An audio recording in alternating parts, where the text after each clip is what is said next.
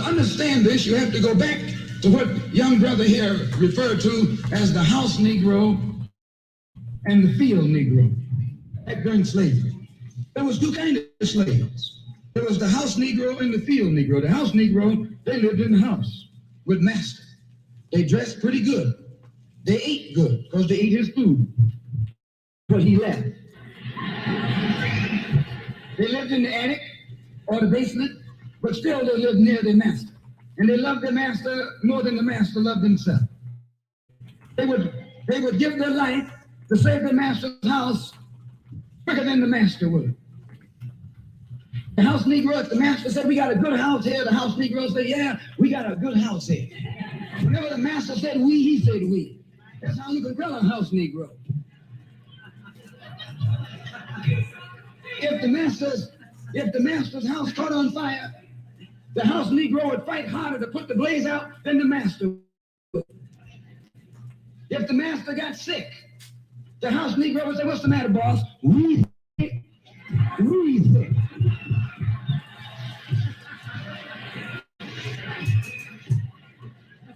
He identified himself with his master more than his master identified with himself.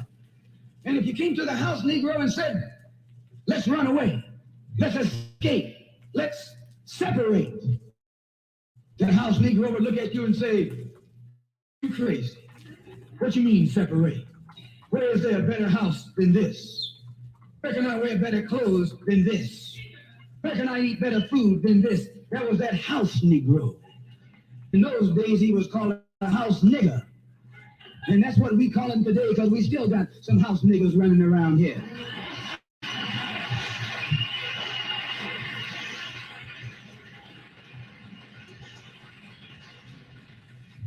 This modern house Negro loves his master. He wants to live near him, to pay 3 times as much as the house is worth just to live near his master. And then brag about, I'm the only Negro out here.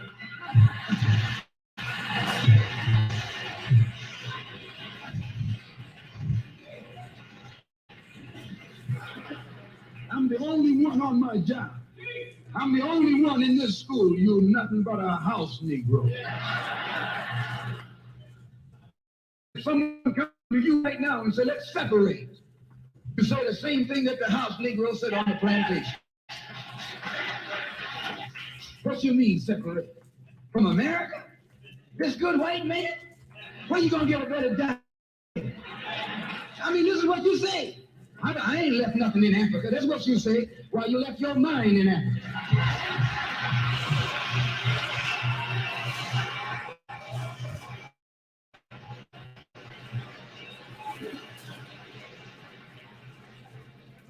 On that same plantation, there was a field Negro.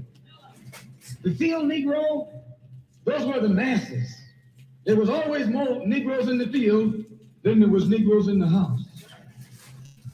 The Negro in the field caught hell. He ate leftovers. In the house, they ate high up on the hog. The Negro in the field didn't get nothing but what the size of the hog. They call them chitlins nowadays. In those days, they call them what they were. Guts. That's what you were, a gut eater. And some of you all still gut eaters.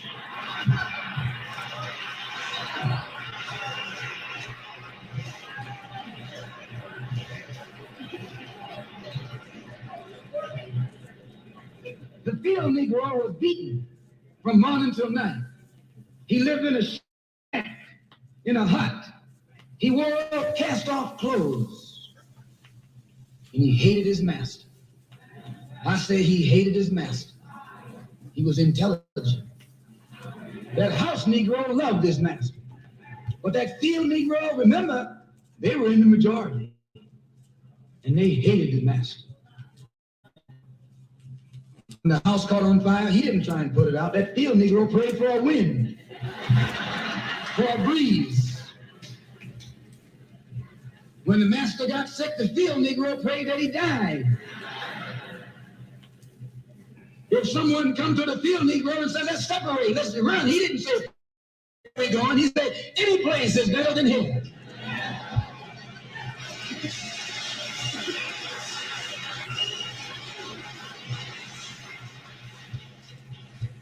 You got field Negroes in America today.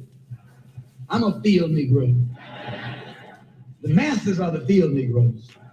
When they see this man's house on fire, you don't hear these little Negroes talking about our government is in trouble. They say the government is in trouble.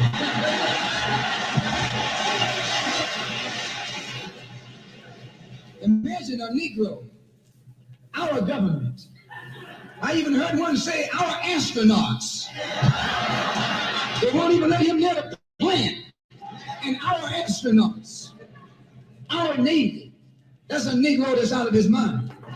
That's a Negro that's out of his mind. Just as the slave master in that day used Tom, the house Negro, to keep the field Negroes in check.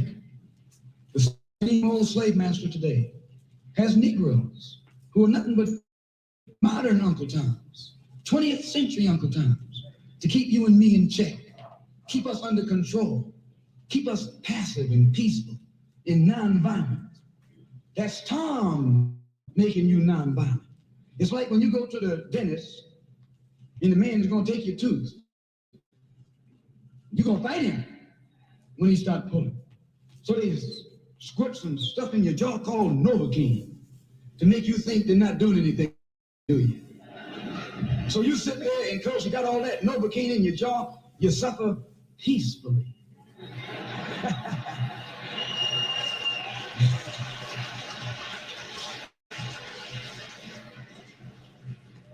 Blood running all down your jaw. And you don't know what's happening.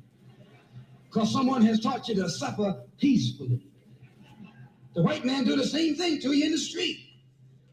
When he don't want to put knots on your head and take advantage of you and don't have to be afraid of you fighting back, to keep you from fighting back, he get these old religious Uncle Toms to teach you and me that just like Novocaine, suffer peacefully. Don't stop suffering, just suffer peacefully. As Reverend Clee pointed out, let your blood flow in the streets. This is a shame. And you know he's a Christian preacher. If it's a shame to him, you know what it is to me.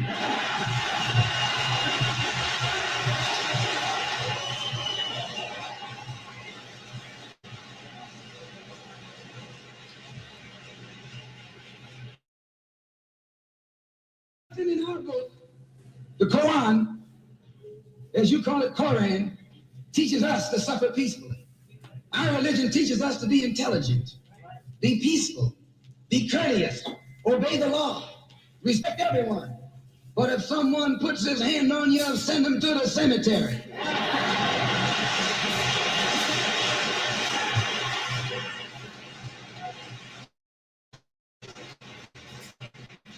That's a good religion. In fact, that's that old-time religion.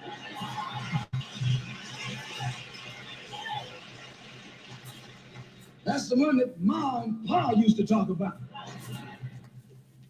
An eye for an eye, and a tooth for a tooth, and a head for a head, and a life for a life.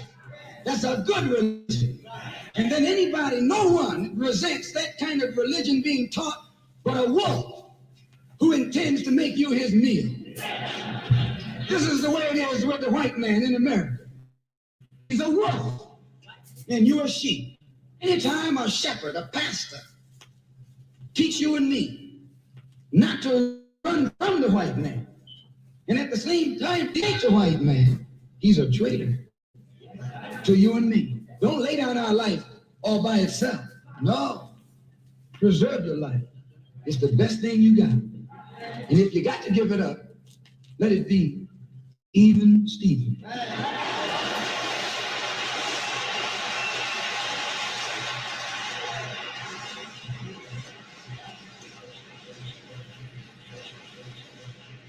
The slave master took Tom and dressed him well and fed him well and even gave him a little education. Gave him a long coat and a top hat and made all the other slaves look up to him. Then he used Tom to control them. The same strategy that was used in those days is used today by the same white man. He take a Negro, so-called Negro, and make him prominent. Build him up, publicize him, make him a celebrity. And then he becomes a spokesman for Negro and a Negro leader. Assalamu alaikum. Mr. Moderator, our distinguished guests, brothers and sisters, our friends and our enemies.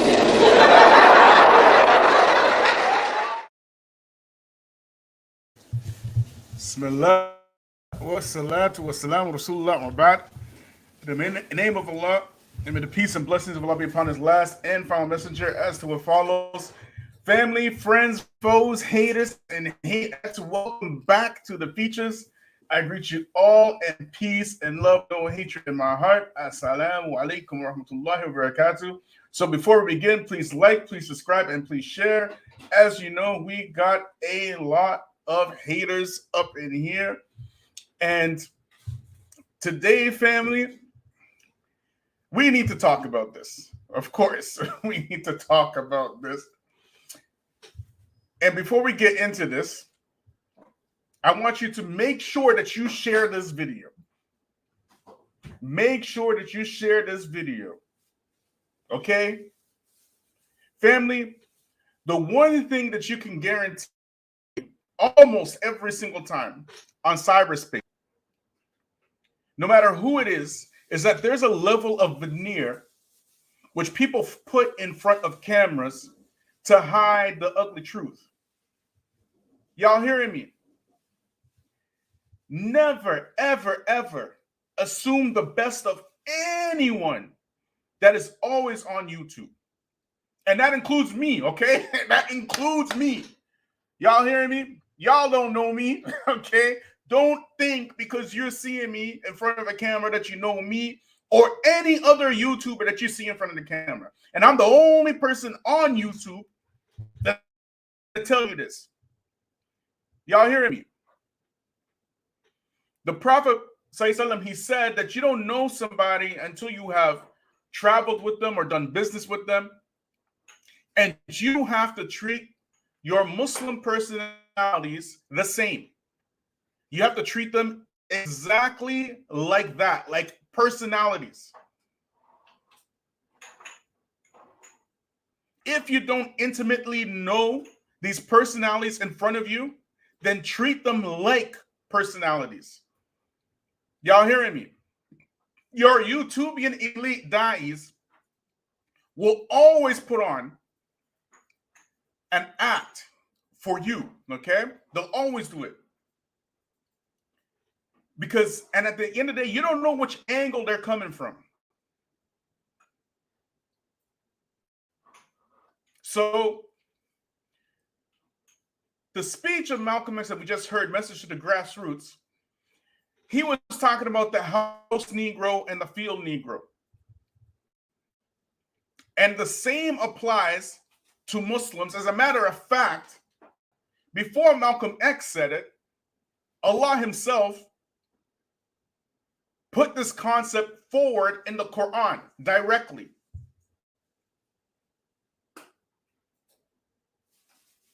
Y'all hearing me? If y'all recall the battle of Badr, the Sahaba at that time, they were this new religion growing in Arabia. They were now in Medina. And when the Prophet ﷺ, he's calling the Muslims to fight, the Muslims saw some of these Muslims talking about making excuses and stuff, making all kinds of outlandish excuses to stay in their homes. And they were confused. They were like, what do you mean you're not going to go? They didn't understand it. They didn't get it. They didn't know that there were Muslim-looking people, Muslim-acting people in their midst who could talk the talk and dress the dress, but in their hearts was hatred and hostility for the Muslims and Islam at large. That was back then. In the Quran, Allah mentions them as munafiqun, right? Which is loosely translated as hypocrites in the English language. But I say that hypocrites is probably not the best description for this word. In my humble opinion, I'm not an Arab scholar, I'm not anything scholar, actually. But just by the way that Allah describes them, you're talking about infiltrators. Infiltrators. You get it? If you look at how Allah describes the munafiqun, He is describing people who are feigning belief, but they're doing this to get inside the ranks of the Muslims in order to destroy it from the inside. And so Malcolm X, almost 1,400 years later, he's defining the house Negro and the field Negro. Infiltrators. Black-looking people that work against the interest of their own people on behalf of the oppressor. And their only job is to control the masses. Y'all hearing me? When you look at the hypocrites of Medina,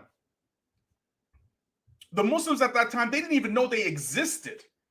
They didn't understand it. It was the Battle of Badr that exposed the people who pretend to believe, but are really on the side of those disbelievers. Let's apply this concept to 2022. Okay? Let's apply this concept to 2022. If you have Muslims living under the foot of white supremacy, and they are telling you, other Muslims, that we must have liberal ideology, do you call this person a believer in Islam? When they're advising the Muslims to be liberal, they're not advising the liberals to accept Islam. They're advising the Muslims to become liberal. Is this person a believer? Put this in the chat, please. Yes or no?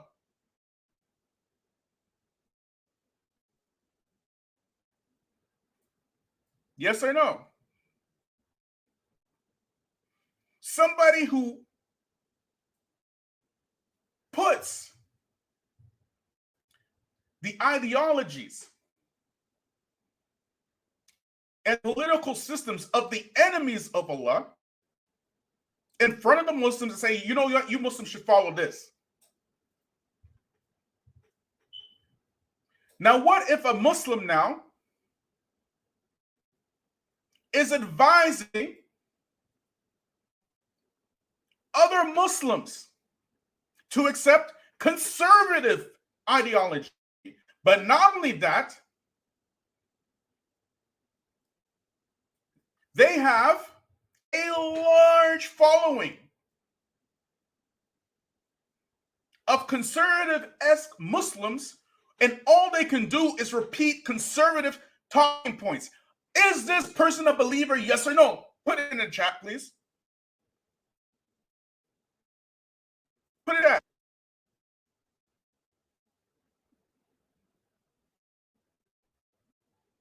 Put it in the chat.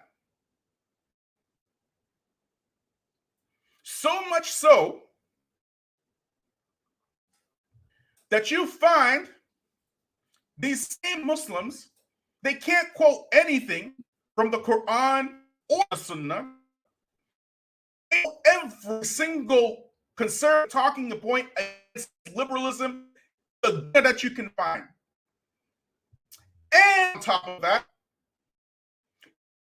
these signs open not hidden. They're not shy. They're not afraid about it. They openly say and post that we need to seek ta'awun, okay, cooperation with the white nationalist. This is Islam. This is. I want to think about this. Let's say that we were living in Fir'aun. We were living in a time. Who would represent the Beni Israel at that time? Who would represent the dominant ruling class at that time? If it was us. Let's say there was a modern day representation that we can superimpose of Fir'aun and Israel. Who would be the Israel? Who would be the oppressive kid? I want to see where my intelligent Muslims are, my intelligent black folk, right? Who's who?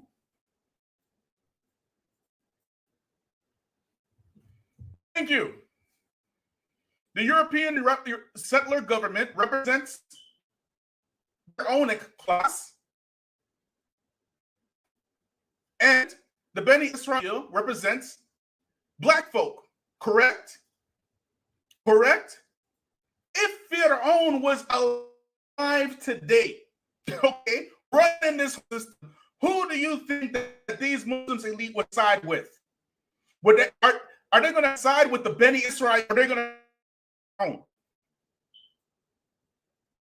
Who are they going to side with?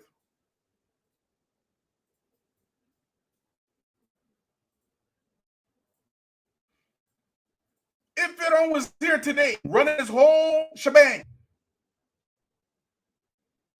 they're already telling you which system the people that they prefer. They're telling you openly. They're telling you very openly. Look at here. These people who have, I mean, I don't even know how to describe it. They have the Caucasian audacity, the caucasity, the disrespect, the other intent of intelligence to go on YouTube publicly and talk about how anybody who's saying that I'm an alt-righter, where's your proof? Can you believe it? Can you believe that? I remember. Yeah, we're going to put that next year too, the caucasity, the Caucasian audacity. We're going to put both the Caucasian audacity or the caucasity. You don't even have to look far on Daniel's social to see what he is. Just spend like 5 or 10 minutes. Anybody that understands right talking point, anybody that understands it, if you didn't know who Daniel Haqiqatjou was, if you didn't know he was a Muslim at all, what would you think he is? What would you think he is? Where are all these writers becoming Islam because of Daniel Haqiqatjou? Where are they? Do they? And ask the opposite question. Ask the opposite. Are Muslims becoming alt-writers because of Daniel Haqiqatjou? Out there publicly talking about, yeah, we need to get Scooby snacks and buttery biscuits from white nationalism and stuff. We need to support Donald Trump. We need to watch Jordan Peterson.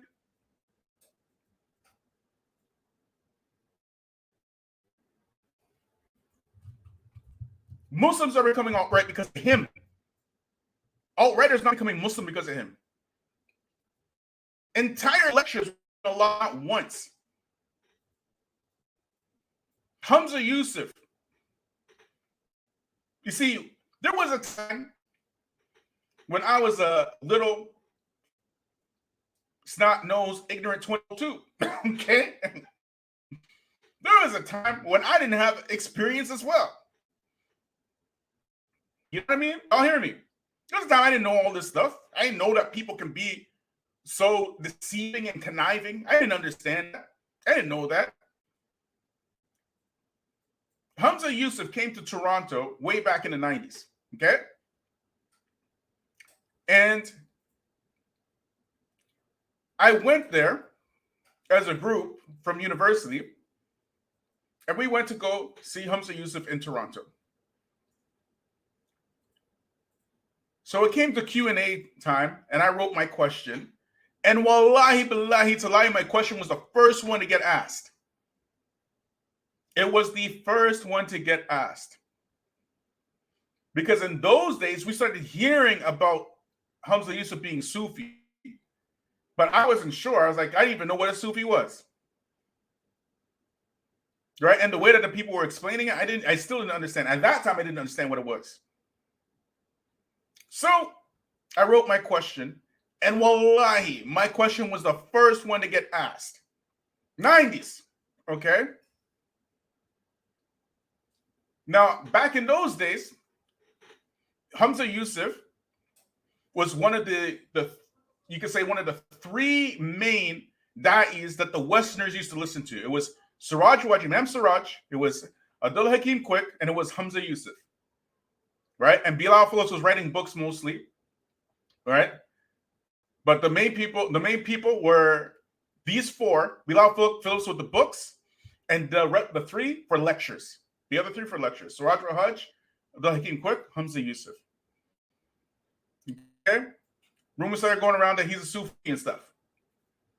So my question, Sheikh, we love you for the sake of Allah. I'm trying to be, nice. I'm building it up, because, and we've been listening to your lectures, and every time we listen to your lectures, we get a boost of Imam, blah, blah. So my question to you is, are you a Sufi? And the way he read it was like this. He's like, and my question to you is, Hamza Yusuf speak, right? Are you a Sufi? Wallahi, he read it like that. Right? And in front of like 5,000 people, okay, in University of Toronto. And then he answered the question. He says, no. He speaks. No, I'm not a Sufi. I'm not a Sufi. He speaks, right?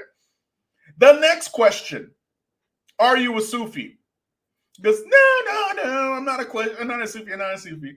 The third question, we keep hearing you're Sufi. And then he goes, no, I'm not. That's what he said. Wallahi billahi, and I will go on with Yom Qiyamah saying that. Does anybody doubt that Hamza Yusuf is a Sufi today? Put it in the chat. Yes or no?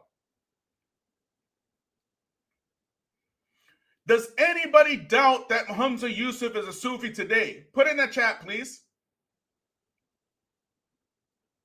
Yes or no?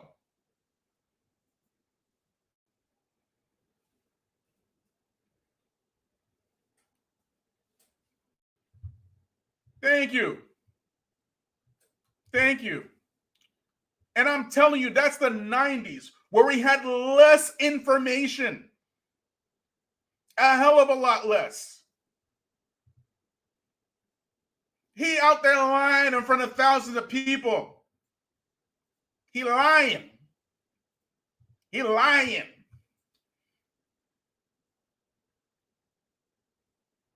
Any human being can go on Daniel Haqiqatjou's Telegram right now. You can go on his blog right now.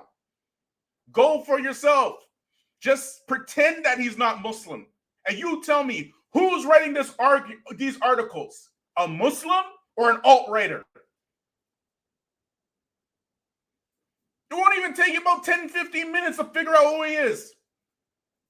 And he out on some YouTubian podcast talking about where's the proof that any of anything that you said that I think is alt-right could contradict some Quran and Sunnah. Somebody ask me right now, somebody in the chat, put in the chat, Bilal, are you a liberal? Bilal, are you a conservative? Put in the chat. Let's see how Bilal answers it. Let's see how Bilal, somebody ask me in the chat, please. Somebody asked Bilal, "Are you a liberal? Bilal, are you a conservative?" Somebody, I wish a biscuit would. Somebody, please, I want somebody to ask me this question. Bilal, are you a liberal? No! And I challenge anybody to find a single liberal anything I've ever said in my entire life. No! May liberalism rot in hell. No! Ameen. Everybody say Ameen. Bilal, are you a conservative? No! No! May conservatives rot in hell. May this kufr rot in hell. And I challenge anybody in the dunya to bring me one single conservative point I've ever brought in my entire life. Ameen. Bring me one single kafir conservative. I said, oh yeah, the Muslims should listen to this, like Donald Trump, like Jordan Peterson, like maybe one red pillar, I ever said that any of these. Anyways, you must be sick. Make everybody say Ameen. Conservatism rot in hell. Ameen. And anybody that sides with liberalism or conservatism, may Allah expose you. Ameen. I wish a biscuit would. You must be sick. So now we have this situation, okay? We have this new dynamic where your trusted da'is, they aren't protecting the Muslims from the Nazi sympathizer. They're protecting the Nazi sympathizer from the Muslims. Allahu Akbar. Allahu Akbar. Yes, I called him a Nazi sympathizer. Because anytime you can bring a Nazi in front of thousands of young Muslims and tell him that you're looking for common ground with this Nazi, then that makes you a Nazi sympathizer.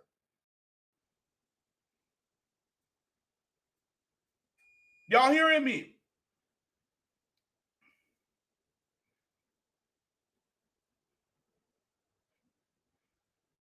The second that you say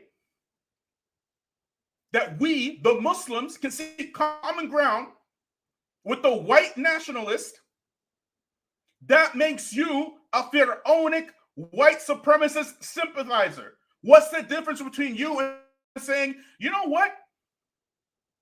We can, see common ground with Pharaoh's system. This system of oppression. This system of mass murder and plotting against the world's darkest skinned human beings. We can see common ground with that. What was it that caused the Spanish and the Portuguese and the British and the French to set up Guyana and Brazil and the America and Canada and what we now call the West Indies? What is it that caused them to create these countries? It was white nationalism. They saw themselves as superior to the darker races of the earth. Y'all hearing me?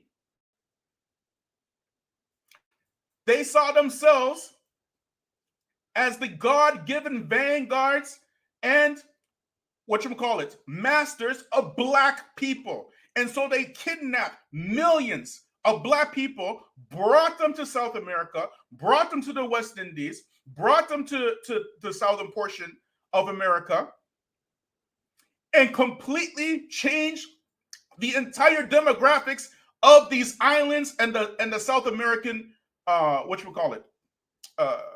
regions by kidnapping millions of black people. So now today you think of Jamaica as a black country, and today you think of Trinidad as a black country, and today you think of Barbados as a black country. But who were the people there before they were kidnapped from Africa? Look what they did to Haiti.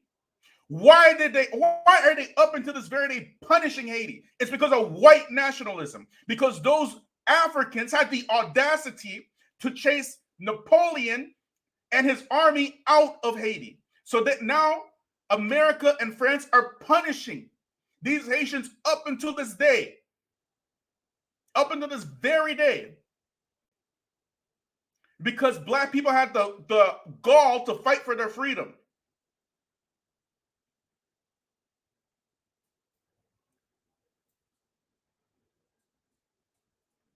Did not John A. Macdonald, the first Prime Minister of Canada, did he not say that Canada is a country that is built for the Aryan race? Did he not say this?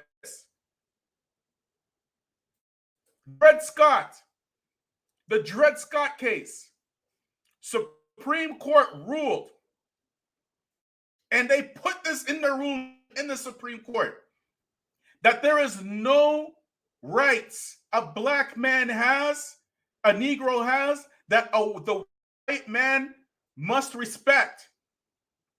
White nationalism. Look at the Philippines.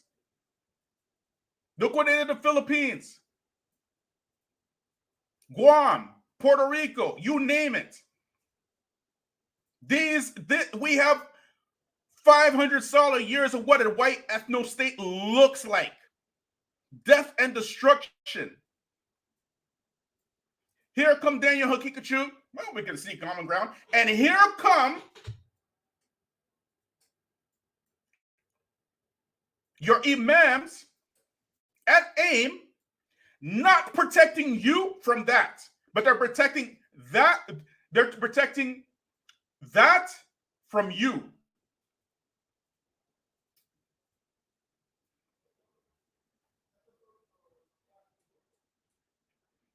People with thumbs and beards, speaking the Arabic language, people that you trust because you saw them on YouTube.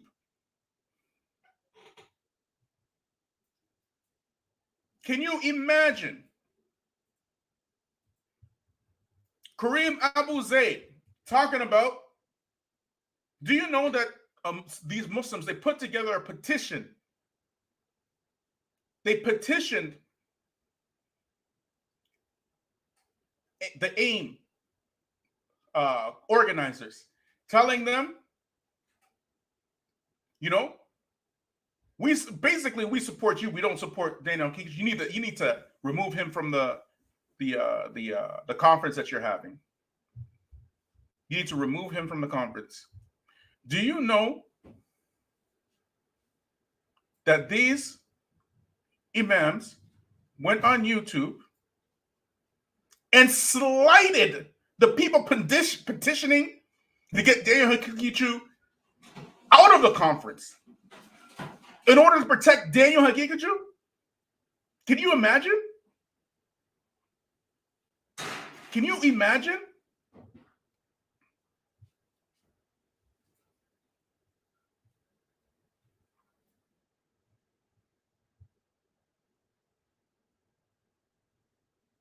And this look here. The Feachaz. Are you dismissing, denying that Sheikh Abu Salman Dabi and other black Muslims participate at AIM conference? Where are my intelligent black people at?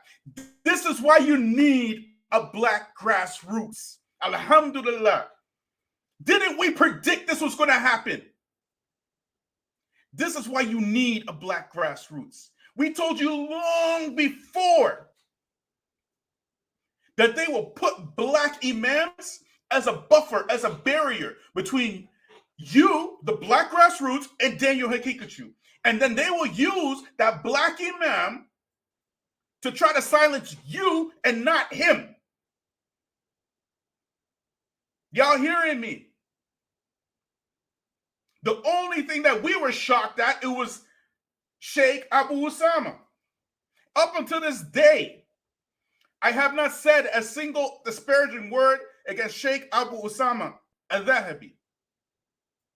But let's ask the black grassroots. Let's ask the black grassroots. Black grassroots, what do you think about that? Put it in the chat. I'm not going to say it. I'm not going to say it. But black grassroots, what do you think about that? And black grassroots, are you even moved by that?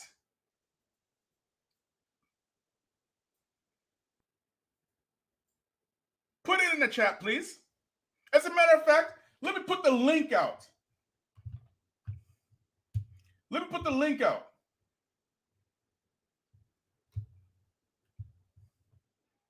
Let's talk about it.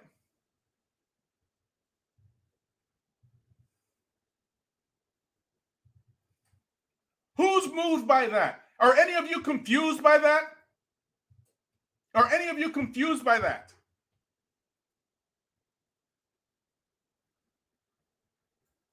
These are not your old, you know,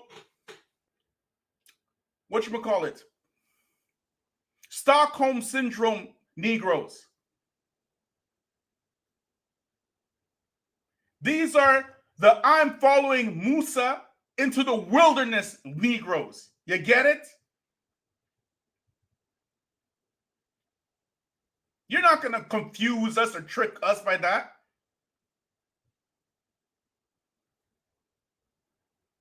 You're not going to use the statements of Sheikh Abu Usama to confuse us.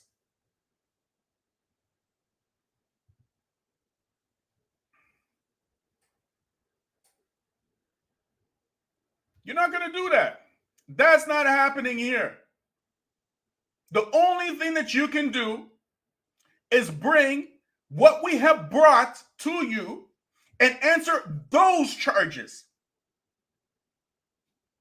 But the PR stunts,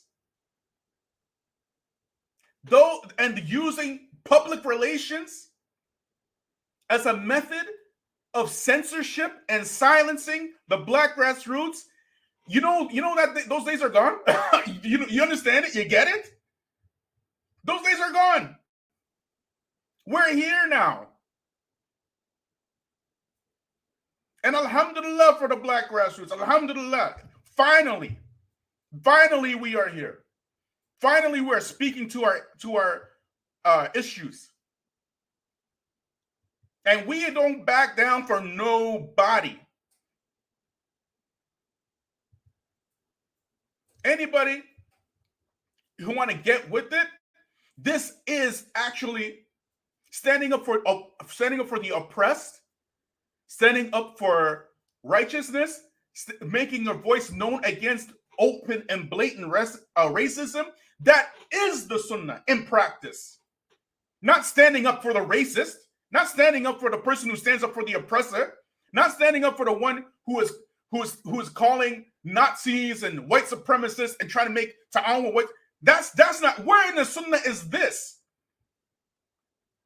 That's the sunnah of Iblis. Iblis was the first racist. Iblis was the first one who hated Adam simply because he wasn't made of fire. Iblis was the one who plotted and told Adam to his face, I'm a sincere advisor to you. You want us to follow that? We're not those types. Answer the charges that we have put before you. Answer that.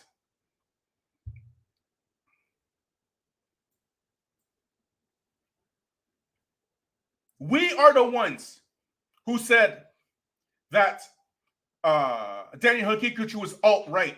We are the ones that said that Daniel Haqiqatjou panders to white supremacism. We are the ones who called him a racist. We are the ones who called him out for outlandish, anti-black posts. We are the ones who called them out for promoting and pushing alt-right personalities for the Muslims. We did all of that. If you have anything to ask about that, deal with that. But don't come and say, well, Abu Usama disagrees with you and you try to use that for the proof. That's not a proof for anything.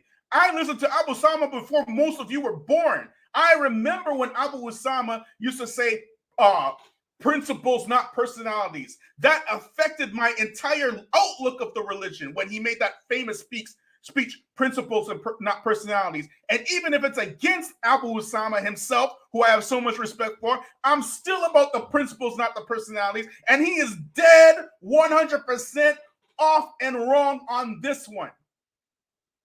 Dead wrong.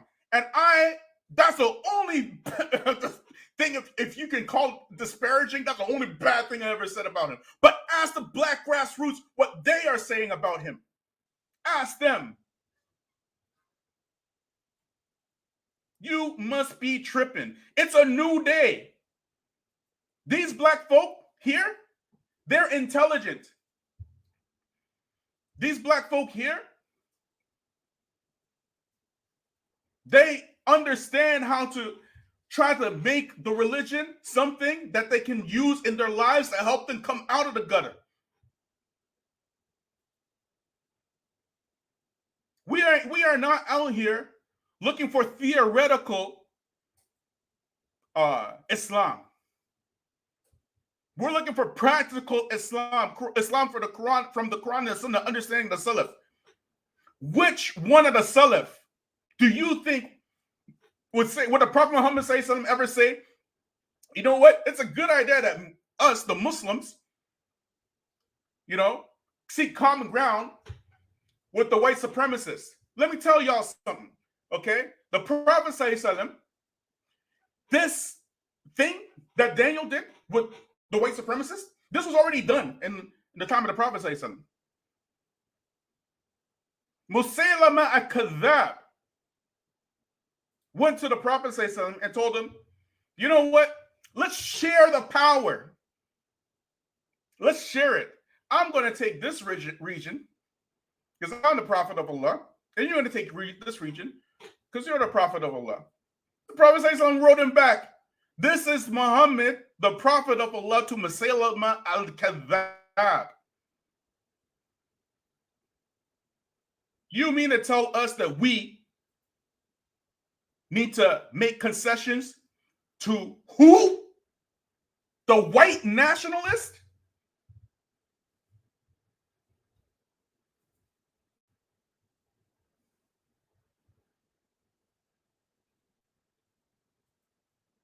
The white nationalist?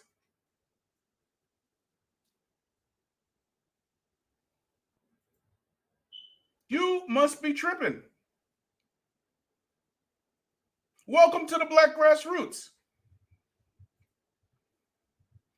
Who want to speak on it? Put the link back out in the chat.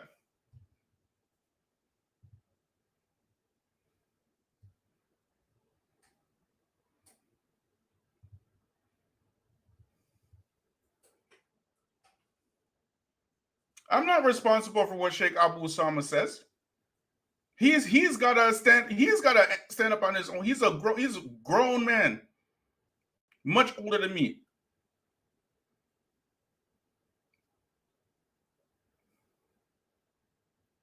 But if the religion is about principles and personalities, not personalities, as he said in that famous lecture back in the 90s, that lecture went what you kiddos call today viral. Okay.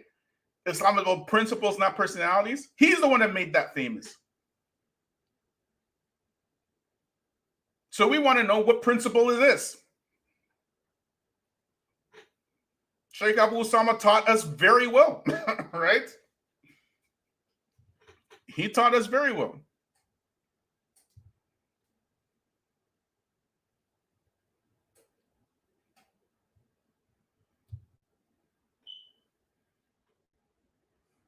Anyways, now you have one of your Imams also saying in defense not of the Muslims, but in defense of the white national sympathizer.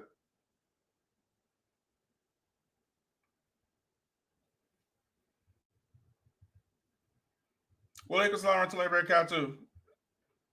Imam Lukman, Jazakallah khair for giving us a visit. We appreciate it. Now, you have your Imams not defending the Muslims from the Nazi sympathizer, but defending the Nazi sympathizer from the Muslims. And one of your Imams talking about, yeah, you know, I've been sent these videos, but I don't listen to any of that. Daniel's our brother, and we're here to defend Daniel. And Daniel, and we're here. Daniel's our brother, and as you can hear, Daniel's on the Akid, the Athari Akida, and blah blah blah blah blah blah blah. Family, those of you who are Salafi, actually, you know what? Let's read from the Quran, shall we? The Quran says, Ya ayyuhalladhina amanu taqullah wa kunu ma'a sadiqin. Correct? Oh, you who believe, fear Allah and be with the truthful. Correct? The Quran also says, Ya ayyuhalladhina amanu taqullah wa kunu qawlan sadida. Oh, you who believe, fear Allah and speak a straight word. And speak a straight word. Is telling the Muslims that we are not accepting the evidence against our brother Daniel because he's our brother. Is this from Salafiyya? Yes or no? Is this from the madhab of the Salaf that you do not accept evidence?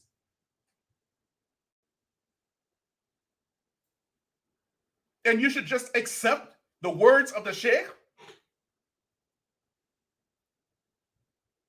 Yes or no?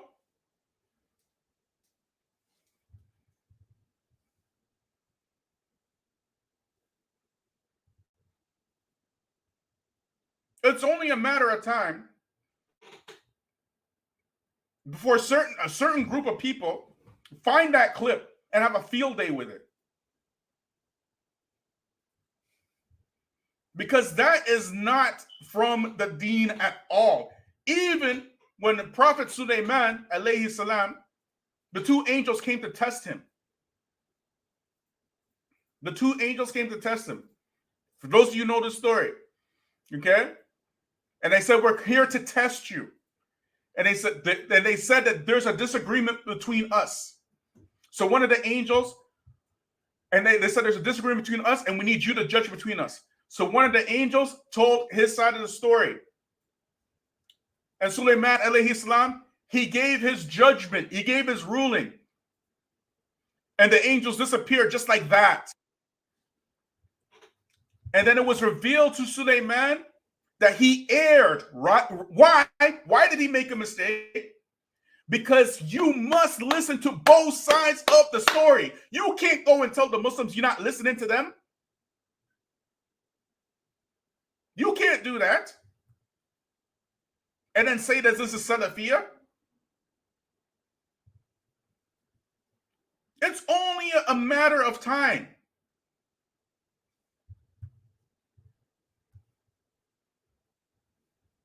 What kind of Salafiyya is that? People have evidence, but you're not going to listen to it. That tells us that now it's not about Salafiyya. Those of us who are actually Salafi, we've been Salafi for a minute. We've listened to the lectures of Sheikh Albani and Sheikh Feachaz and Sheikh Imam, and been reading the books of Sheikh Imam Muhammad bin Wahab, and we've been reading Bukhari and Muslim. We know what this is. This ain't our first rodeo. You are now telling us that you're not concerned with proof. You don't care about the petitions. We doing what we doing. What kind of Salafiyya is that? Where is that Salafiyya from? Assalamu alaikum. Wa alaikum salam wa rahmatullahi wa barakatuh. Brother Abu Bora, what you got for us, bro? you hit the points. Um, how they're not going to accept things, proofs. Um, they have a hidden agenda. That's why.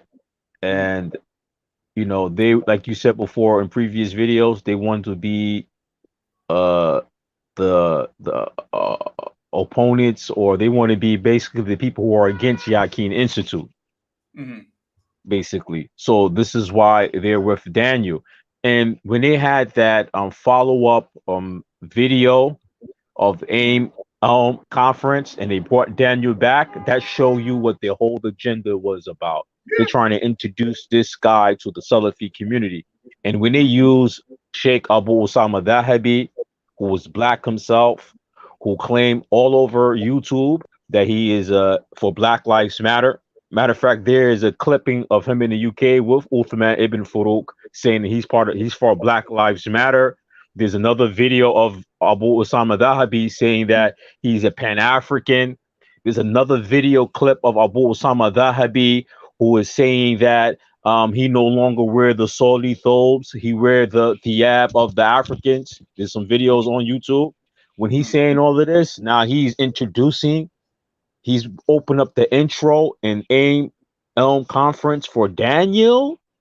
That shows that the lack of understanding. I don't think Abu Osama Dahabi understand what Black Lives Matter really mean. I really think that Abu Osama Dahabi, just like a lot of person who seen George Floyd get killed, a lot of people got confused. A lot of African Americans who were not talking about black issues might start talking more about black issues, but they politically are ignorant about black issues. And I think that's the case of Abu Osama Dahabi.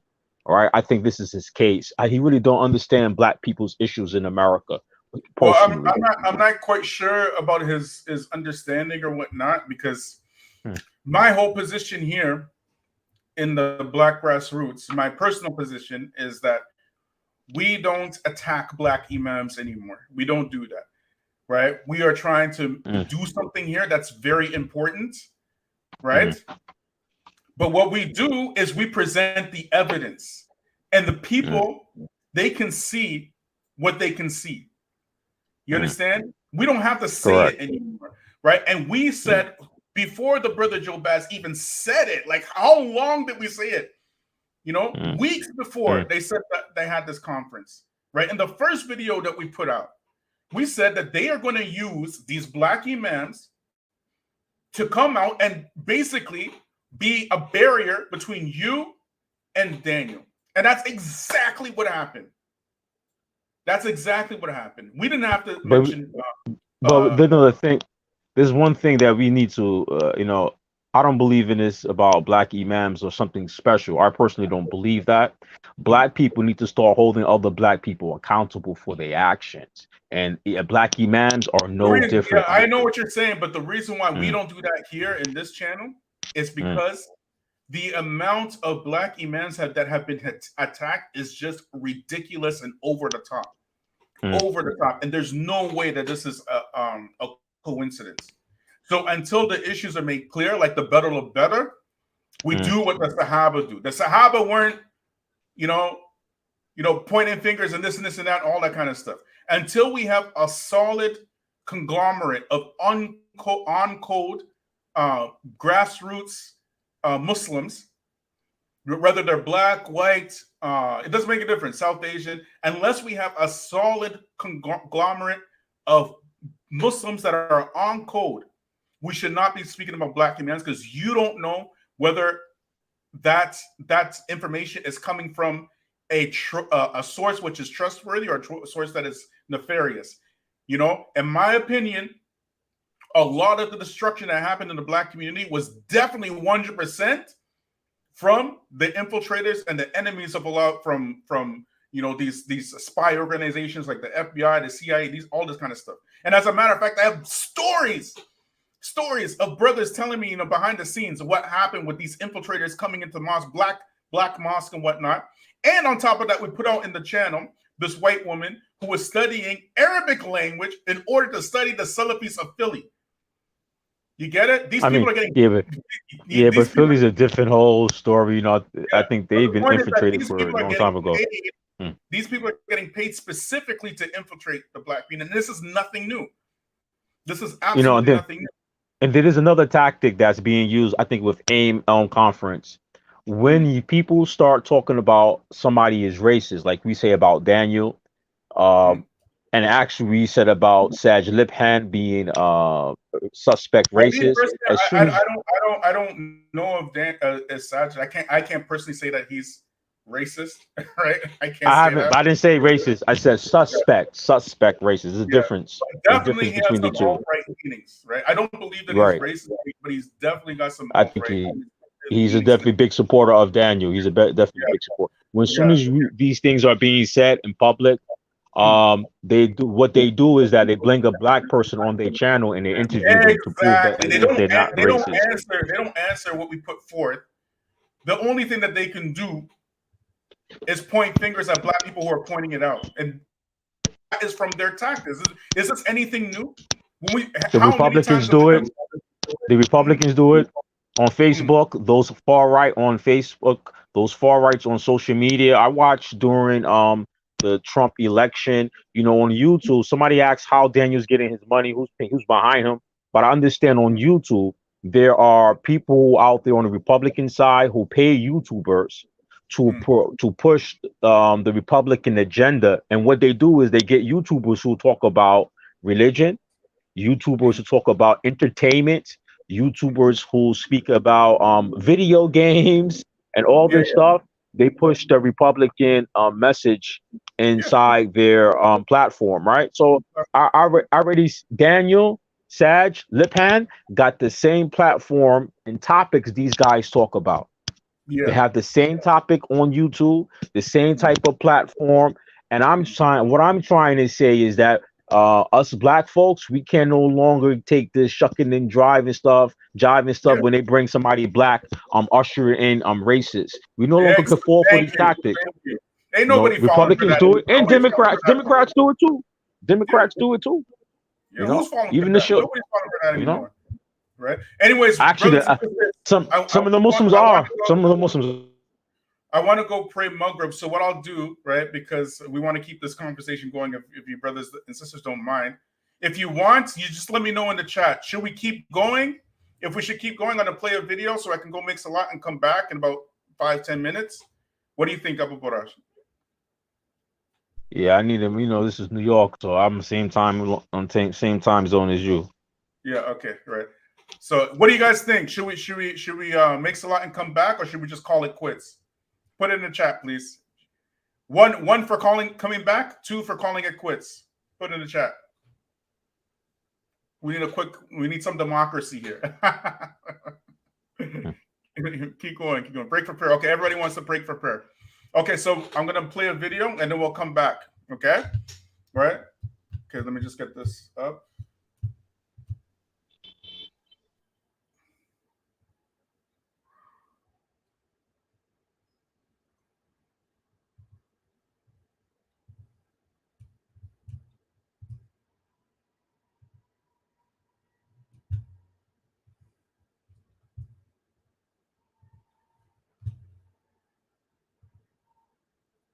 One second, yo. Let me just get this all queued up here for you.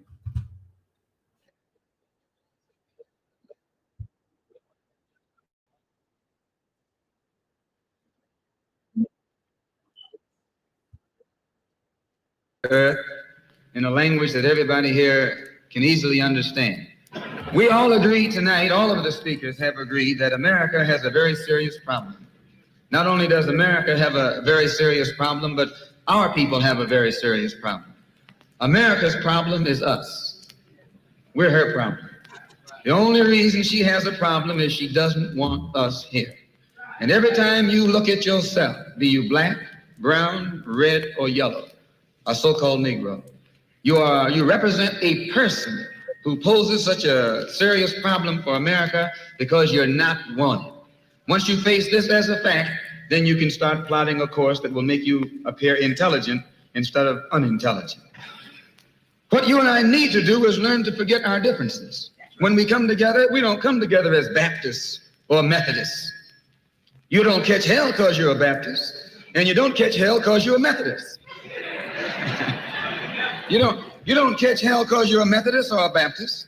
You don't catch hell because you're a Democrat or a Republican. You don't catch hell because you're a Mason or an elk. And you sure don't catch hell because you're an American, because if you was an American, you wouldn't catch no hell. You catch hell because you're a black man.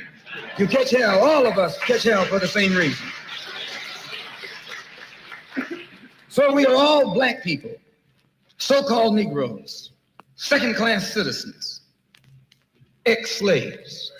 You are nothing but an ex-slave. You don't like to be told that. But what else are you? You are ex-slave. You didn't come here on the Mayflower. You came here in a slave ship, in chains, like a horse or a cow or a chicken. And you were brought here by the people who came here on the Mayflower. You were brought here by the so-called pilgrims or founding fathers. They were the ones who brought you here. We have a common enemy. We have this in common. We have a common oppressor, a common exploiter, and a common discriminator. So once we all realize that we have this common enemy, then we unite on the basis of what we have in common. And what we have foremost in common is that enemy, the white man. He's an enemy to all of us. I know some of you all think that some of them aren't enemies. Time will tell. In Bandung, back in, I think, 1954, was the first unity meeting in centuries of black people. And once you study what happened at the Bandung Conference and the results of the Bandung Conference, it actually serves as a model for the same procedure you and I can use to get our problem solved. At Bandung, all the nations came together. They were dark nations from Africa and Asia. Some of them were Buddhists. Some of them were Muslim. Some of them were Christian. Some of them were Confucianists. Some were atheists. Despite their religious differences, they came together. Some were communists, some were socialists, some were capitalists. Despite their economic and political differences, they came together. All of them were black, brown, red, or yellow. The number one thing that was not allowed to attend the Bandung Conference was the white man. He couldn't come. Once they excluded the white man, they found that they could get together. Once they kept him out, everybody else fell right in and fell in line. This is the thing that you and I have to understand. And these people who came together didn't have nuclear weapons. They didn't have jet planes. They didn't have all of the heavy armaments that the white man has, but they had unity. They were able to submerge their little petty differences and agree on one thing, that though one African came from Kenya and was being colonized by the Englishmen, and another African came from the Congo and was being colonized by the Belgian, and another African came from Guinea and was being colonized by the French, and another came from Angola and was being colonized by the Portuguese. When they came to the Bandung Conference, they looked at the Portuguese and at the Frenchmen and at the Englishmen and at the other Dutchmen and learn or realize that the one thing that all of them had in common, they were all from Europe. They were all Europeans, blonde, blue-eyed, and white-skinned. They began to recognize who their enemy was. The same man that was colonizing our people in Kenya was colonizing our people in the Congo. The same one in the Congo was colonizing our people in South Africa and in southern Rhodesia and in Burma and in India and in Afghanistan and in Pakistan. They realized all over the world where a dark man was being oppressed, he was being oppressed by the white man. Where the dark man was being exploited, he was being exploited by the white man.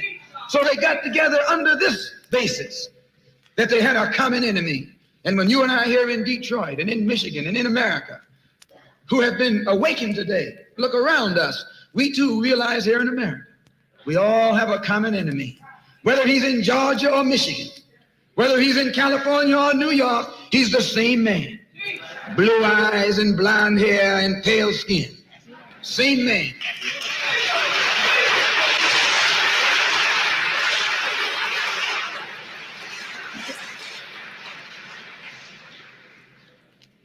So what we have to do is what they did. They agreed to stop quarreling among themselves. Any little spat that they had, they'd settle it among themselves. Go into a huddle Don't let the enemy know that you got a disagreement. Instead of us airing our differences in public, we have to realize we're all the same family. And when you have a family squabble, you don't get out on the sidewalk. If you do, everybody calls you uncouth, unrefined, uncivilized, savage. If you don't make it at home, you settle it at home. You get in the closet, argue it out behind closed doors. And then when you come out on the street, you pose a common front, a united front. And this is what we need to do in the community and in the city and in the state. We need to stop airing our differences in front of the white man. Put the white man out of our meeting, number one, and then sit down and talk shop with each other. That's all you gotta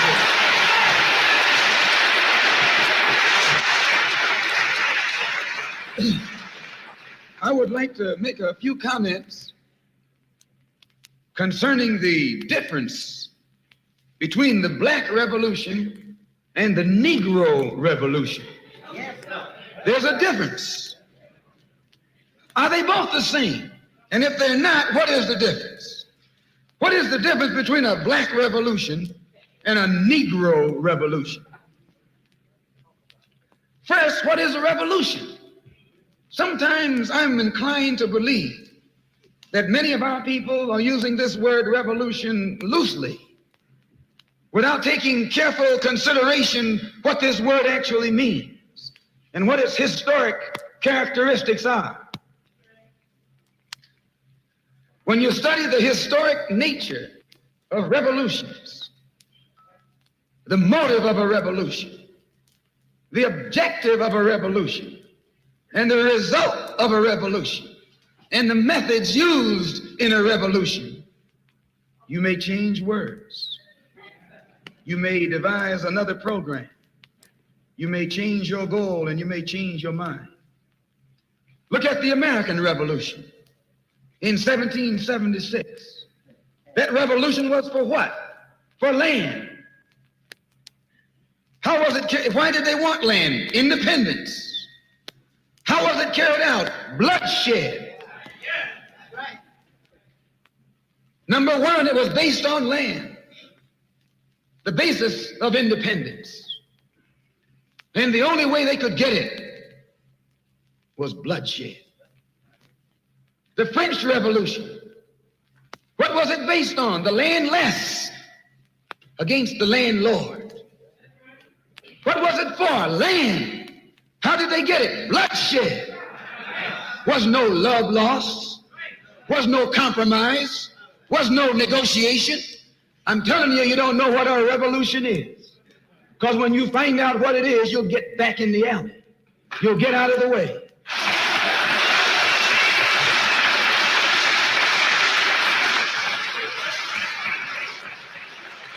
Come on, man. The Russian Revolution. What was it based on? Land. The landless against the landlord. How did they bring it about? Bloodshed. You haven't got a revolution that doesn't involve bloodshed. And you're afraid to bleed. I said you're afraid to bleed. Long as the white man sent you to Korea, you bled. He sent you to Germany, you bled. He sent you to the South Pacific to fight the Japanese, you bled. You bleed for white people. But when it comes time to seeing your own churches being bombed and little black girls murdered, you haven't got no blood.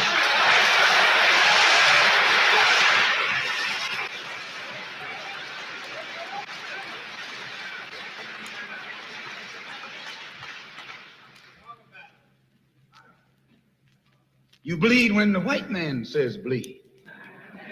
You bite when the white man says bite. And you bark when the white man says bark. I hate to say this about us, but it's true. How you gonna be nonviolent in Mississippi as violent as you were in Korea? How can you justify being nonviolent in Mississippi and Alabama when your churches are being bombed and your little girls are being murdered, and at the same time you're gonna get violent with Hitler and Tojo and somebody else that you don't even know?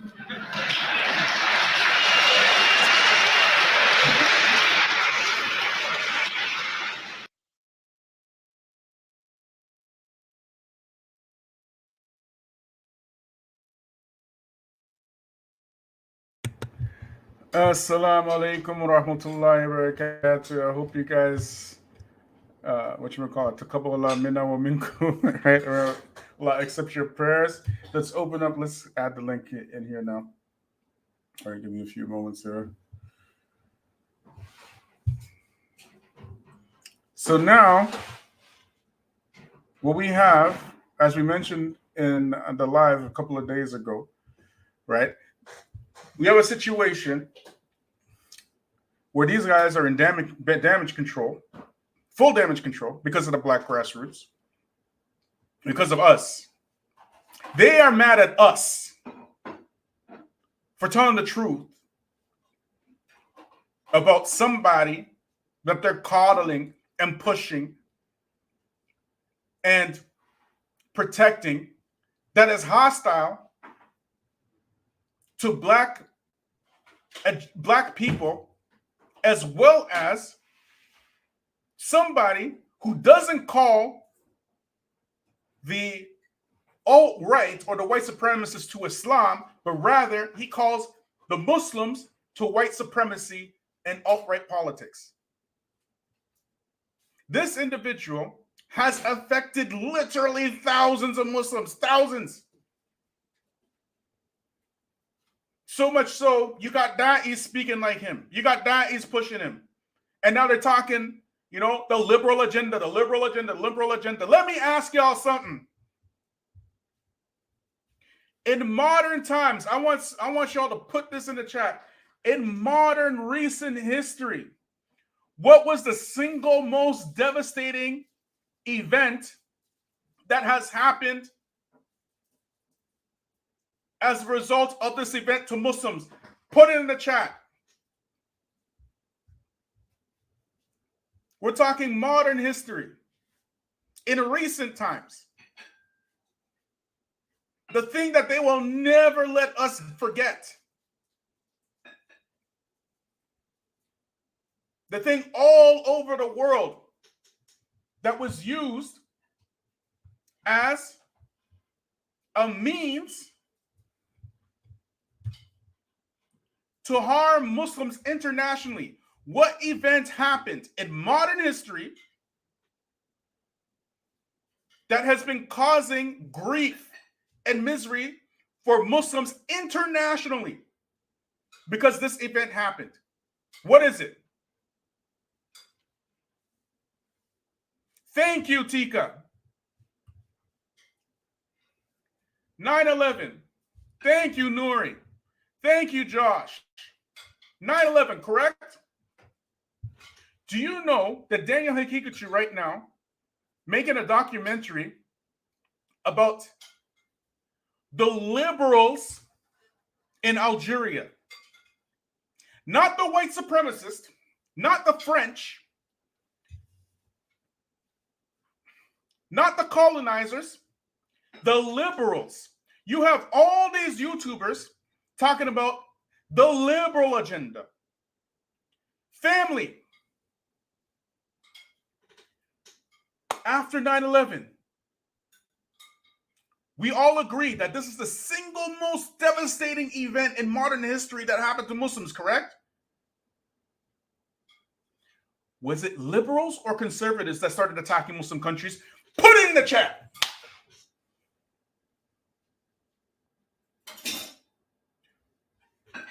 Was it liberals or conservatives that started attacking Muslim countries? Put it in the chat.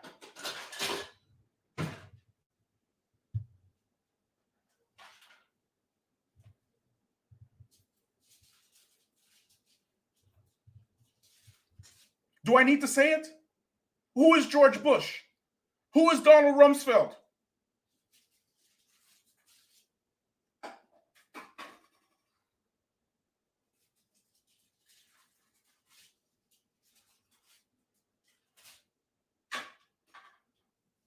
It was the conservative government of George Bush that spearheaded all these attacks on Muslim lands. It was Colin Powell, Republican, who made the speech that got the Democratic Party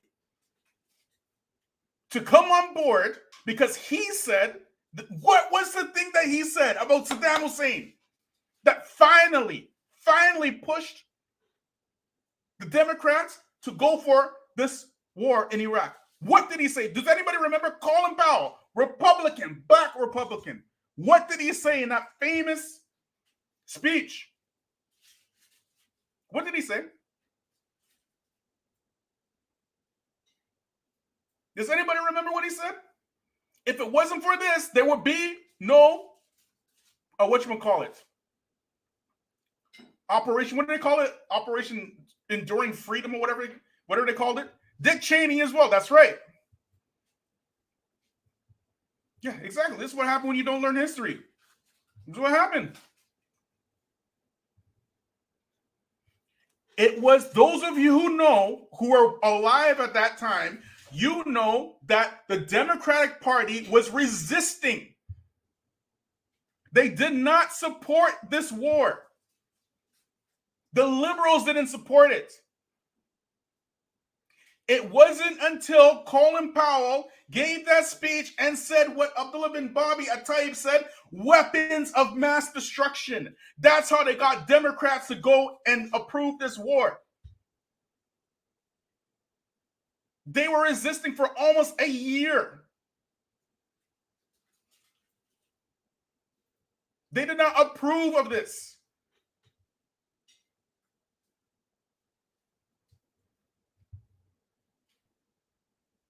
Y'all hearing me? These are the conservative. This is what Daniel talking about, the conservative Muslim, always the conservative Muslim. Read the books of the ulama and just find this statement, the conservative Muslim, anywhere, from any alim, anywhere.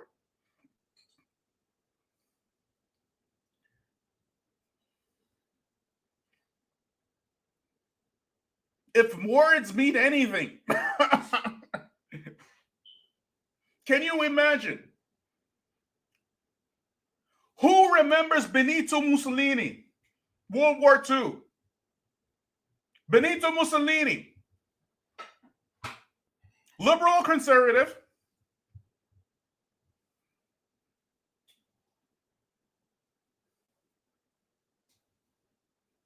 Did anybody kill more people in World War II than Benito Mussolini? Was he outdone by anybody, including Hitler?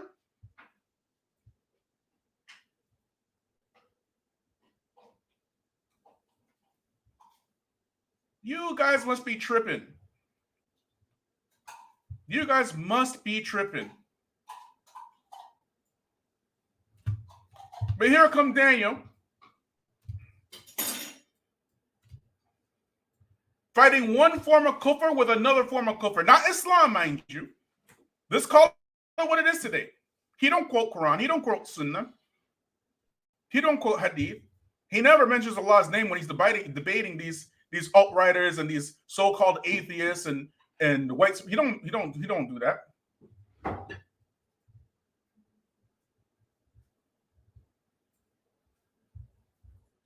I remember what happened that time during 9/11, bro.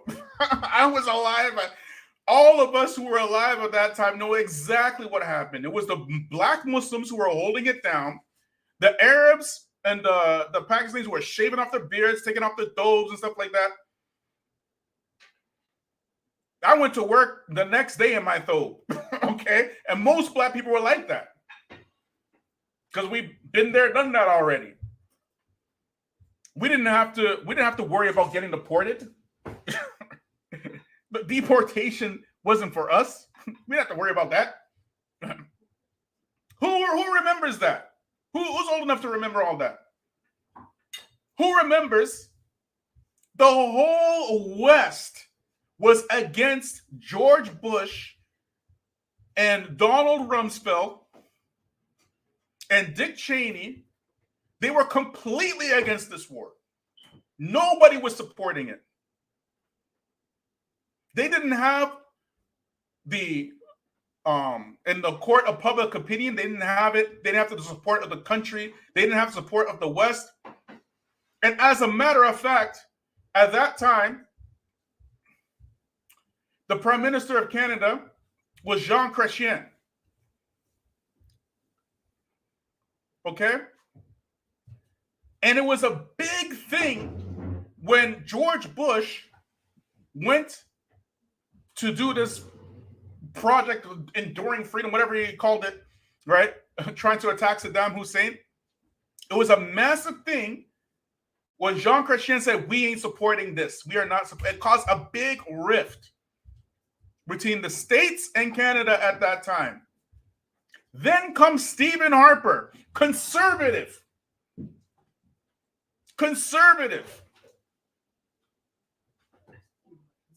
As a matter of fact, you can call him one of the godfathers of the alt-right. Before the alt-right was a thing, remember, I keep telling you, the alt-right really started in Canada. It really did. It only got exported to the States. But that's a different story for a different time. But those who know, know, right? Stephen Harper, he's really one of the godfathers of the alt-right. When he became Prime Minister of Canada, what's the first thing he did? The first thing he did is started going after the Scooby Snacks, supporting George Bush in his war, inviting the G7, all that kind of stuff. Conservatives did that, Daniel. Conservatives did that. You must be tripping.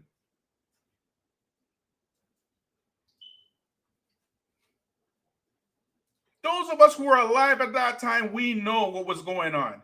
We know that it wasn't until Colin Powell gave that speech and he started talking about weapons of mass destruction, and then Saddam Hussein brought, like, he said, bring your whatchamacallit, your inspectors, just bring them. Bring your inspectors. Here's all our documents, everything. He's bringing all the proof. It was a big thing for like 3 months, back and forth. And then Colin Powell said Saddam Hussein has weapons of mass destruction. That was it, because even in the States, Colin Powell, even though he's a Republican, the people generally had a very good opinion of him because of his dedication and integrity. Conservatives. Daniel Haqiqatjou making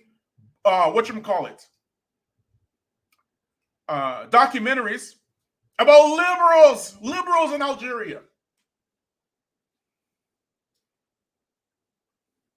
Was it liberals that wrote that the Iraqis should be boycotted? Was it a liberal woman that went on TV? Who remembers this woman? She went on TV and she said, she was asked, over 500,000 children died. Is the cost worth it? And she said, yes, it is worth it. What's her name? You all remember? Madeleine Albright. Was she a liberal? The cost was worth it? 500,000 Iraqi children? We're not talking about the people, just the children only.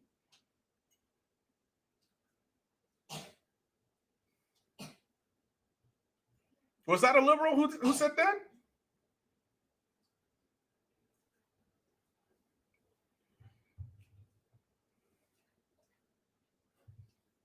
Was that a liberal who said that?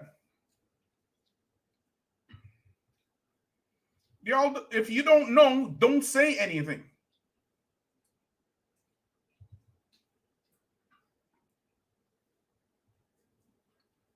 We remember that stuff because we lived through it.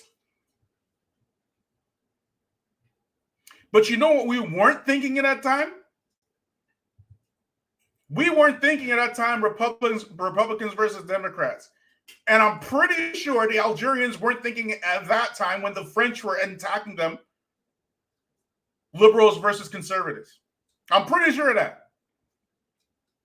I'm pretty sure Mussolini, when he brought fascism to Italy, he was thinking the people who are under his oppression were thinking, well, he's doing it because he's conservative and stuff.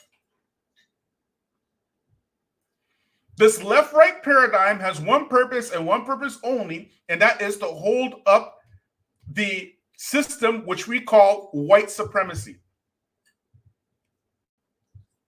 so that the people can be fighting each other and the power can remain right where it is.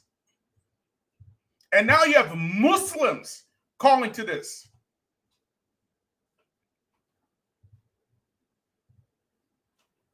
Muslims. Can you imagine? Tony Blair, who remembers Tony Blair? When he came into power, couldn't wait to buck dance and break dance for George Bush. Could not wait.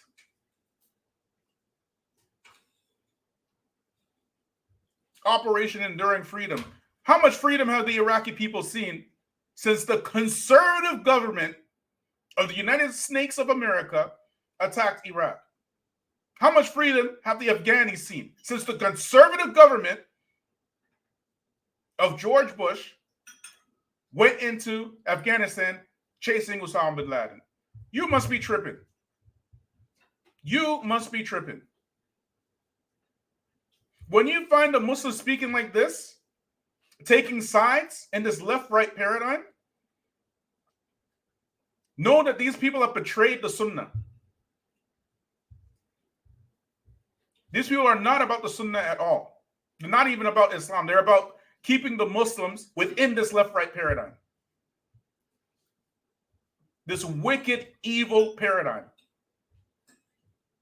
which has brought absolutely nothing but destruction throughout the entire earth. Brazil right now, conservative government or liberal government? Let Imam answer this one, okay? Brazil, Imam, conservative government or liberal government right now, today, as we speak?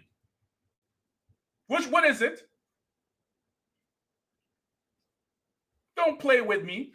You're not talking to one of your 20-year-old starry-eyed, boogery-nosed followers. Thank you, Imam. Conservative. What is this biscuit talking about? Liberalism in Algeria.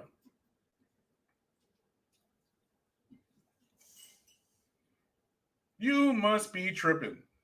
You straight must be tripping. White supremacists will put whatever dictator they want in whatever country they want in order to extract how many resources they want from darker skinned people. That's how the system works.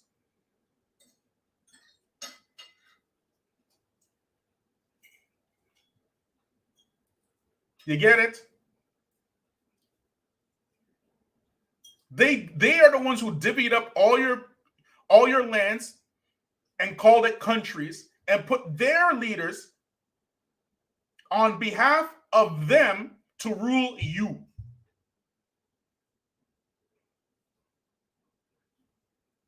Here come Daniel Haqiqatjou making it a liberal versus conservative issue.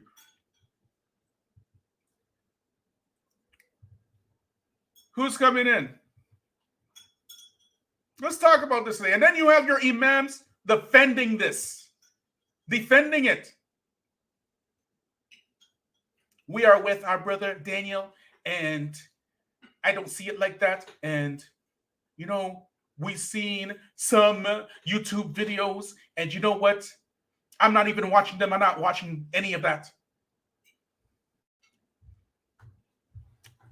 Our brother Daniel has clearly clarified, and his clarification is clear, and he's clearly clarified his clear positions. What did Daniel Haqiqatjou clarify? Daniel, what's your Aqidah? Well, I'm Athari. That's a clarification? You know who else is Athari? You know what else is Athari? Bro, Haji.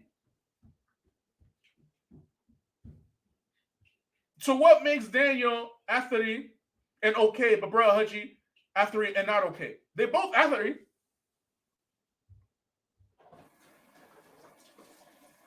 Well, I'm Athari and I study from Athari scholars and all my teachers are Athari. Who are these scholars? Who are they, Daniel? Name us your men. The only man you've ever named in your life was Imad ad-Din Abu Hijli, an Ashari Maturidi Sufi, whom you said out of your own mouth that you study Aqidah from. Where are these Athari scholars? That's the question you need to ask. Even after today, I don't think we want to talk about this dude anymore. There's too much proof. Anybody who wants it can find it, even without this channel, us putting it out there for you so you don't have to do the work, right? There'd just be too much. All you have to do is go to his Telegram, his blog, his Facebook. That's all you have to do. Read some of that stuff. Pretend that he's not a Muslim and tell him what you're reading. That's all you got to do. Abu Barak. Assalamu alaikum. Islam, tafadhal, go ahead, bro. Yeah, I was also wondering about Daniel in that video. Why no one's asking for Daniel to bring about who his teachers are? You know, if they're going to bring him in front of the people and they're going to present him as somebody who is informative, you know, if somebody asks any student of knowledge, who do you study with? What do you study? No student of knowledge should be shy about who they studied, who they study with, and what they actually study. He has to present this to the people. So why they keeping Daniel who he studied with by name and what he actually studied? Why they keeping this hidden? This is very clear in Salafia between Sheikh and make it clear to students of knowledge. Please, it's modeless. You know, it's deception. You know, somebody, if you want to know about me, I have a website. I have whatever I studied, who I studied with, and the subjects. If I go to a masjid and they ask me, Abu Bara, what did you study about the religion? I have papers to show what I studied in Tazkiyah. So why people cannot present this? If you ask them about Abu Usama Dahibi, he has his degree from Medina. That is Tazkiyah. If you have Uthman ibn Furuq, he has his Tazkiyah. I believe he have his master's in Hadith. So where's Daniel's potentials about the religion if you're going to bring him in front of the Muslims for religious matters? Mm-hmm. And what is his potentials? The ironic thing is that both Sheikh Abu Usama and Sheikh Uthman Farouk, they both openly tell the people who their teachers are. Nobody up until this day knows who Daniel's teachers are, right? And he only mentioned one by name, one that I know of. And if anybody knows who Daniel's teachers are, and they say, no, Bilal, you're mistaken. He has this Salafi Sheikh and this Salafi Sheikh who are accepted by Ahlul Sunnah or whatever, put it in the chat. I will retract everything, I said about that particular issue. No problem. No issue. But you can't even bring a single name. The only thing you can say is, all my teachers are Athari. I'm the Athari Akida. And that's a clarification. In what land? In what language? There's no clarification at all, man. And I mentioned to some people yesterday, the student of knowledge, he does not hide who and what he studied. He does not hide that. So why are they hiding these things about Daniel? See, I was saying if they really were sincere brothers, if they were sincere, which I feel they're not sincere, they have a hidden agenda. If they were sincere and were smart, they would say, okay, Daniel, he doesn't have a lot of knowledge of the religion. There's some things that about him. We're helping him. We're actually teaching him. If Karim Abu Zayd said this, which he has not said, Uthman ibn Furuq have not said this. If they turned around and said, well, he's studying under me, we are teaching him. They cannot even say this. So when people are asking them, what is his teachers? That means that they themselves don't know who his teachers are. They're only bringing him in because the type of crowd he could bring into them. Thank you. That's all it's about. Where'd you hear that first? Where'd you hear that first? They're not serious about teaching Aki. They're not serious about teaching religion as it should be taught. I have on my website I have a translation from Sheikh Fawzan when somebody asked him, what's the difference between the alim and the muta'alim, because there's many of them, right? So the muta'allim means a fake scholar, a charlatan. So Sheikh Fawzan said the alim is clear. Who he studied with, it's clear, meaning they know who his teachers are. They know what he studied and who are his teachers. He said the muta'alim, the charlatan, is hidden on who he studied with. Yep. He's like he said, a person who doesn't have a teacher that you know who his teachers are is like the laqit. Laqit means like a child that is lost. You don't know who his parents are. So I say this to the Salafis. Who is Daniel teachers? What did he study? You know, it's like in the Salafi community group, not all of us, but in a certain portion that are following Kareem Abu Zayd and Uthman ibn Farouk, is like they are gullible. The people are naive, the audience. And I made it clear in the video yesterday. If you look at Sheikh Albani rahimahullah and Sheikh Uthaymeen, who are their audience? If you listen to the audios of Albani, his audience inside the lectures talking with the Sheikh, they are scholars. They are shuyukh. Yeah, you know, Sheikh Albani rahimahullah, he made himself available to everybody, but his most famous talks is when he's talking to the scholar, and it's not no small scholars. He's debating Sheikh Abdul Muhsin Al-Abad. He's debating Sheikh Salih Suhaimi on tape. Yeah, on tape. You know what I mean? These things are going like what we call viral. You know what I mean? He's debating big scholars. He's debating Sheikh Abdul Aziz Al-Sheikh. Debating on record, right? Yeah. You know what I mean? Can you imagine? Right? And he's making time for the regular people. You get it? But the thing is that the caliber of people that he's talking to are well aware of the deen. They know the things about the religion. This generation coming up, they don't know the religion. They don't. They really don't.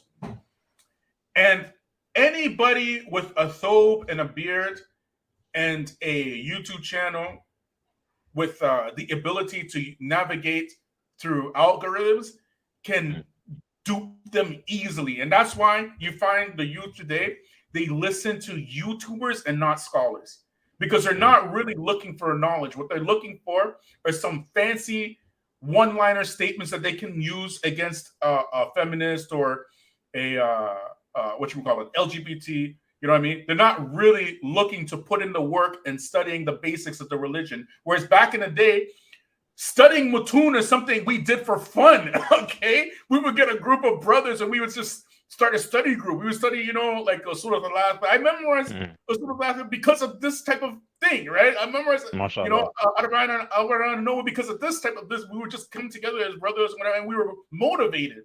You know what I mean? We were motivated to do this type of thing, right? This new generation coming up, all they know, they grew up on social media. We didn't grow up on that. That's right. We didn't grow up on none of that. So now you see these ulama, like you were mentioning, right? The ulama back in those, if you listen to this, because they have high caliber, what we consider high caliber conversations with high caliber students. Do you see that today? No. And that's my point. They're talking to audience who are ignorant, who don't know the usul of the religion. So they can make these type of crazy statements. They can introduce Daniel to this type of audience because they don't have the usul of the religion. If you listen to their lecture, conference, you hear the question that guy asked. I think his name is Amin or Amir. He said, how did Allah create the pen before he created the space? I didn't hear that. Actually, I didn't listen to the yeah, I listened to it, and Sheikh Abu Usama Dahabi was saying to him that you shouldn't ask the kaifa, you know, the how this thing exists. And I showed me the audience there lack the essentials of the religion. Yes. So not going to question them about Daniel because they don't have the foundation of the religion. If you ask the general youth today, what books did you actually study? You sat down and you actually studied and you started memorizing. What they're not going to say anything because their entire reality is based upon social media. And that's why they're asking crazy questions like that. They really genuinely don't know. And then you're going to introduce somebody like that to Daniel Haqiqatjou. That's Kiana. Yeah, that's treacherous. Yeah. That's incredibly treacherous. You know, And it's bad, man, because what they're gonna do with Daniel? What they're gonna take? They're gonna go to Daniel's website. Remember that thing you posted yesterday, or when you did about Daniel, when you showed the person who responded on his website that he before he had bad thoughts about the white nationalists, now he has some Yeah, sympathy for them. Remember that's that? I what hope we're you going to do. post that one more time. That's what's going to happen. It's not just him. It's so many.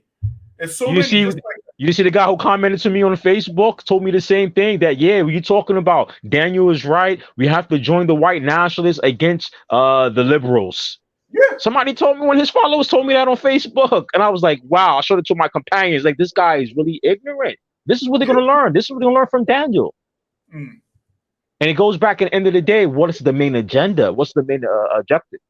Yeah, like why are you protecting them so hard? It's got to be because of your thing you're trying to perform. That's the only thing. It can't be because of Quran and Sunnah, because This is support what they're doing. This is support that. yeah, you know what I mean. And Kareem Abu Zaid, a brother. I never said this publicly, but I'm going to say it now. All right, I'm just going to say it, right? Because me, like when I say things, people think I'm like a troublemaker, and not even like that. Because when I do a refutation, those are the videos that seem to go viral. People think not viral, but those are the videos that people watch the most when I'm doing the refutations. People think that I'm the refutation guy, right? Like, I'm not the refutation dude, right? I'm doing these refutations because it's basically relevant to what we're doing here on the channel, right? But I'm not the guy. I don't refute everybody. I have opinions about a lot of people, of course, and I just remain silent the most of the times, right? Because otherwise it's just going to cause fitna. Fitna, right? Right? You know what I mean? And you shouldn't really speak about people like that. You shouldn't really be talking about people like that, right? But I've always thought, and it's the first time saying it in public, I always thought that Kareem Abu Zaid was shady, and his actions, they just prove it. I thought that from I think I told you this privately, right? I told you this privately, right? That Maybe. Kareem Abu Zaid is shady. He's like, and I've always thought that, right? And his actions prove it. When you can go and you can basically blast Muslims because they have a petition against Daniel, when you can put people on a flyer, can you imagine one day there's a conference coming up, right, in some city somewhere, right, and your face shows up on the flyer, Abu Bara Muhammad Ameriki, right, and nobody asked you to come to this conference? What would you feel? I feel disrespected. And what's the hidden agenda? He did this thing, and he's defending himself. Like, we invited the brothers. Like, what? Like, and nobody see the shadiness in that? Like, how do you not see that? I have my opinion about Egyptians, some of the Egyptian du'at in Egypt, because I lived in Egypt for 2 years and I've been married to an Egyptian for 11 years. They play a lot of these type of games, unfortunately, in Egypt. His teacher is Sheikh Abu Ishaq Khomeini.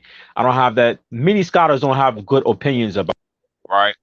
And that's for some of his issues related to takfir and things. But in Egypt, when the Arab Spring was going about, from the Salafi community in Egypt, there was two different opinions about the Arab Spring.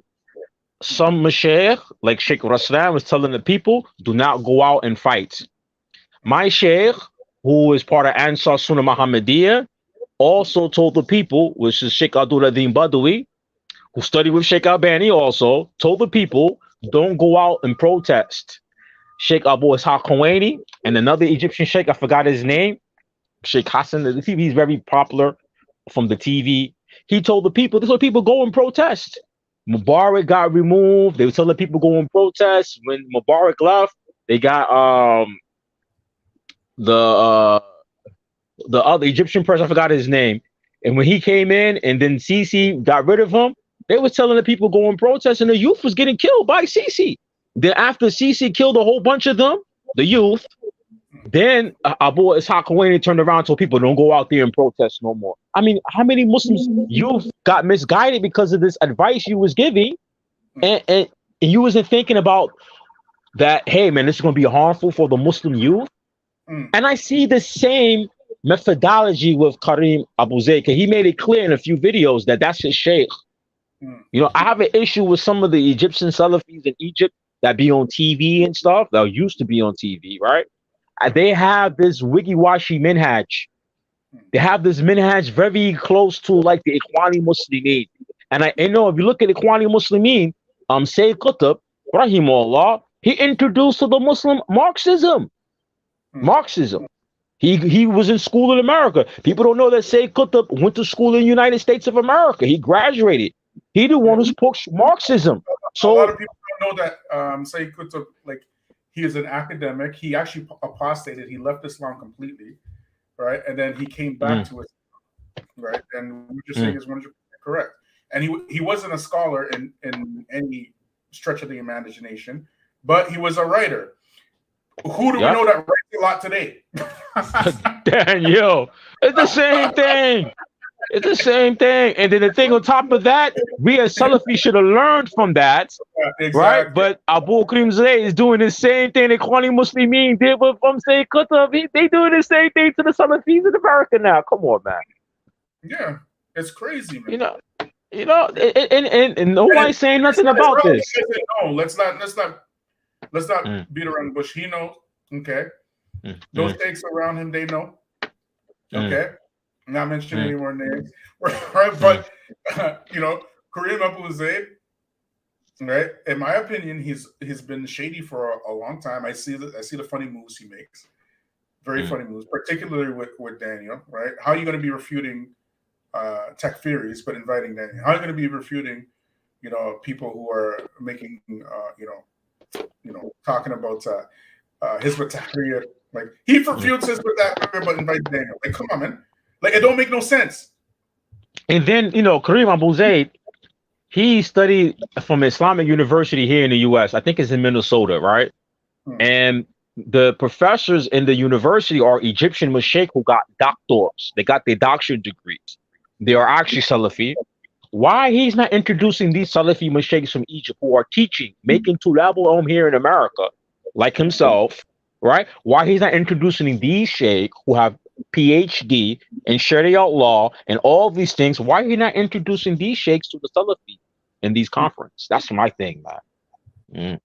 And they have like 2 or 3 mashaykh, 4 mashaykh. There's a couple of them. They on YouTube. I mean, they're right there on Facebook, live lectures all the time. I listen to them, but it be in Arabic. Why they don't introduce these Egyptian mashaykh who are graduates, who have their PhD, who are Salafi? Why he's not introducing them to the Salafis who speak English and stuff like that? Why they not doing that and translating? Karim Abu Zayd, he knows Arabic very well. He could translate. Why they not introducing these people to the Salafis so they could get some real they could taste real knowledge?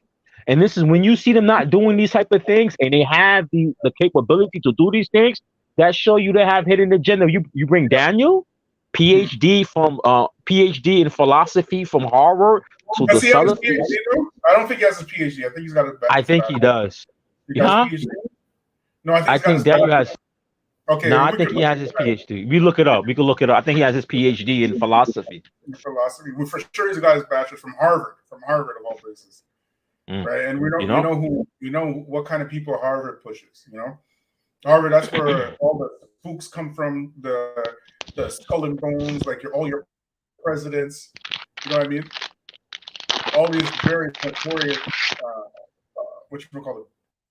empire builders come from Harvard and Cambridge, right? But anyways, that's another story for another day. The point is that his specialty is in philosophy. He talks like a philosopher, to be honest. Like, he doesn't really talk like, right? It's like something that's even hidden. Really, it's like so clear. Like, you know what I mean? It's clear as day, and anybody who has who can rub 2 brain cells together in their brain to make a spark, if you know how to read, you can see it instantly. You get me? But anyways, that's it.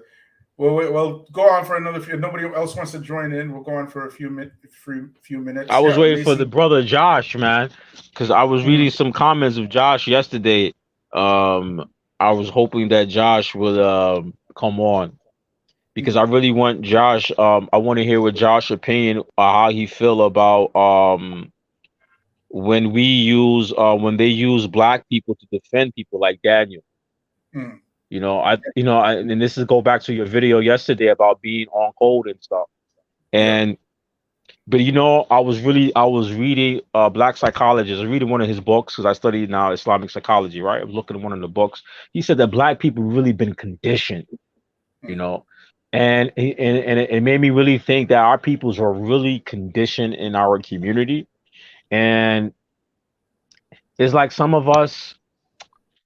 I think America right now, that is a lot of African American Muslims. They really don't understand politically what's going on. First, it's not being taught in the masjid, for example, right? So, like for example, I was watching an African American Salafi brother who's the Imam who was praising Trump when Trump saying let's bring prayers back to school, right? And this brother's African American, look just What? like me and everything, Salafi brother. And he reposted a post with Trump, and I'm like, Aki, I was like, bro, man, this guy is a racist against blacks. And this brother got knowledge, religious knowledge, and I'm like, you guys politically don't know what's going on in American politics, or you don't understand it. So that's why I can see. And this guy, he studied in Yemen. You know him. He studied in the match. You know him, you know him. Studied in the match. And I'm like, bro, man. And he's from East Coast too. East Coast, man. People, I might want to say what state. He's from East Coast. People, East Coast, kind of conscious black folks. I'm like, bro. It's like, yeah, but we need the prayer in school. I'm like, yeah, religion in school and all this. I hear you, but First politics of all, in America. with Donald Trump, let's break it down. When Donald Trump is saying we need to bring prayer back in school, who is he talking to? Muslims or Christians? Actually, he had Muslims with him too. He had white folks and Muslims when Trump said this.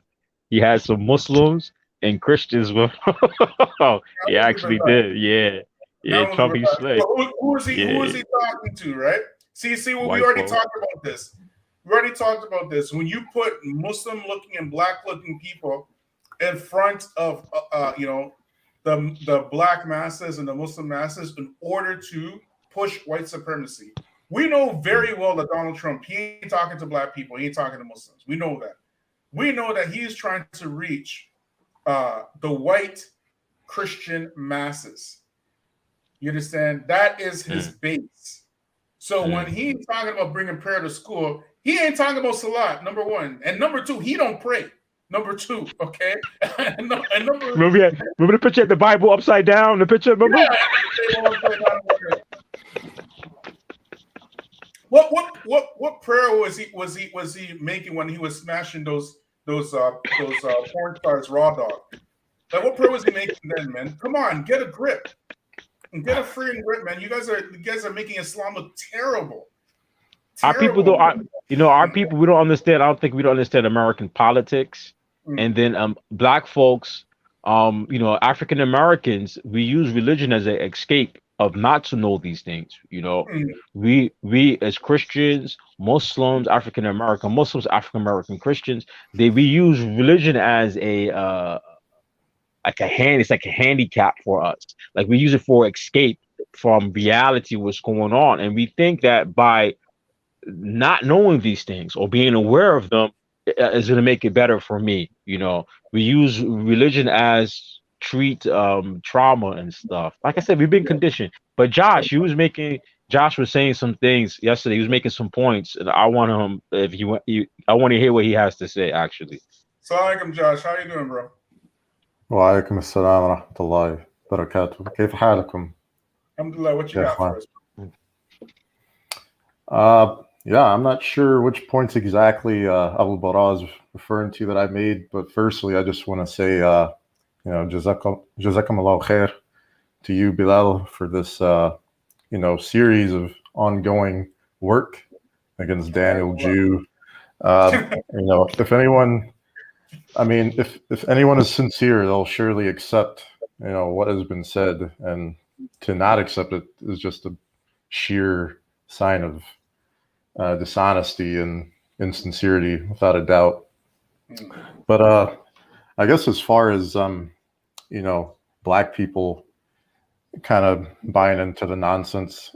To me, I see it the same way, kind of what Abu Bara just said, about kind of using religion as a scapegoat to do away with the social issues. In a way, because the alt-right nature of people like Daniel and the Akhrite in general, they have to take on these coon commitments. They end up kind of sounding like Candace Owens and Larry Elder and all these other people that kind of brush the social issues under the rug or say, oh, it's not that bad, or they try to gaslight the black people's plight against racism in America and try to say that it's an exaggeration. And I think, and that's what we see. I've seen that in the comments that kind of, criticize what you've been saying, Bilal. The comments are to the extent of, this is just sensationalism, or this is just liberal nonsense, the same buzzwords. Yeah. So race baiting. Yeah, as I mentioned before, like the people who listen to Daniel Haqiqatjou, they speak like robots, man. They have the same like they don't really know how to think for themselves, really. They basically let Daniel do all the thinking for them, right? So instead of dealing with anything I said, like anything, like just pick a point, right? Anything that we put out, they can't do it. So what they do, oh, you're a liberal. Like one guy called me a liberal today. Oh, you're like, you know what I'm saying? Like, imagine. You give heat to the liberals, actually. You give heat to them. Of course, they're both kufr, big kufr, and it's not even small. It's like a big kufr. This ideology, this left-right paradigm within democracy, has destroyed so many countries and caused, grief for so many millions of people throughout the world, right? Because the only thing that the U.S. Exports is weapons and democracy. That's it. You get me? They export weapons and democracy. So if you're living in a democratic society in that left-right paradigm, it's basically for special interests and propping up corporations and whatnot. Right? It's a very evil system, very evil. How are you going to invite Muslims to participate in that system? Take a side against another side? That's wicked. I'm sorry. It's really devilish. It's incredibly devilish, and it's treacherous. You know what I mean? But anyways, when these people leave comments like that, we always say here, let them leave their comments, because now you get to see whose side black people are really on. You don't need to respond, and then you get to see who are your allies. You get me? If these people have nothing to do but come with some ad hominem, oh, you're a liberal, extremist, and you're a, you know what I mean? You're a hater, and you're a this and you're a that. They can't answer any charge that we're bringing. That's all they got. They've taken a side. You can see that. That's useful information, because now you can see, as we mentioned before, at the Battle of Badr, the Sahaba didn't know they had infiltrators. Now you can see who's an infiltrator, who's on the side of the infiltrator. Remember, an infiltrator also is not necessarily somebody who's getting paid to infiltrate. It's somebody, they themselves have been affected by the infiltrator, the ideology of the infiltrator. Therefore, by necessity, they become one. You get it? Like you were mentioning about the Larry Elders and the Candace Owens of the world, right? When black folks start listening to these guys, they're not Larry Elder, they start Candace Owens, but Larry Elder and Candace Owens, they have a job to do in order to affect the minds of black people so that they can now work against their own people's self-interest. That's the whole goal and the point of infiltration. You get me? So when you see that, you're going to have a clear picture of who's with the Sunnah, who's against the Sunnah, who's for black people, who's against black people. Very clearly. You can't hide it after that. Let them comment. Let them say what they want to say, and don't respond back. You get me? That information is very useful. Very, very useful. Go ahead, Josh. Yeah, I completely agree. And,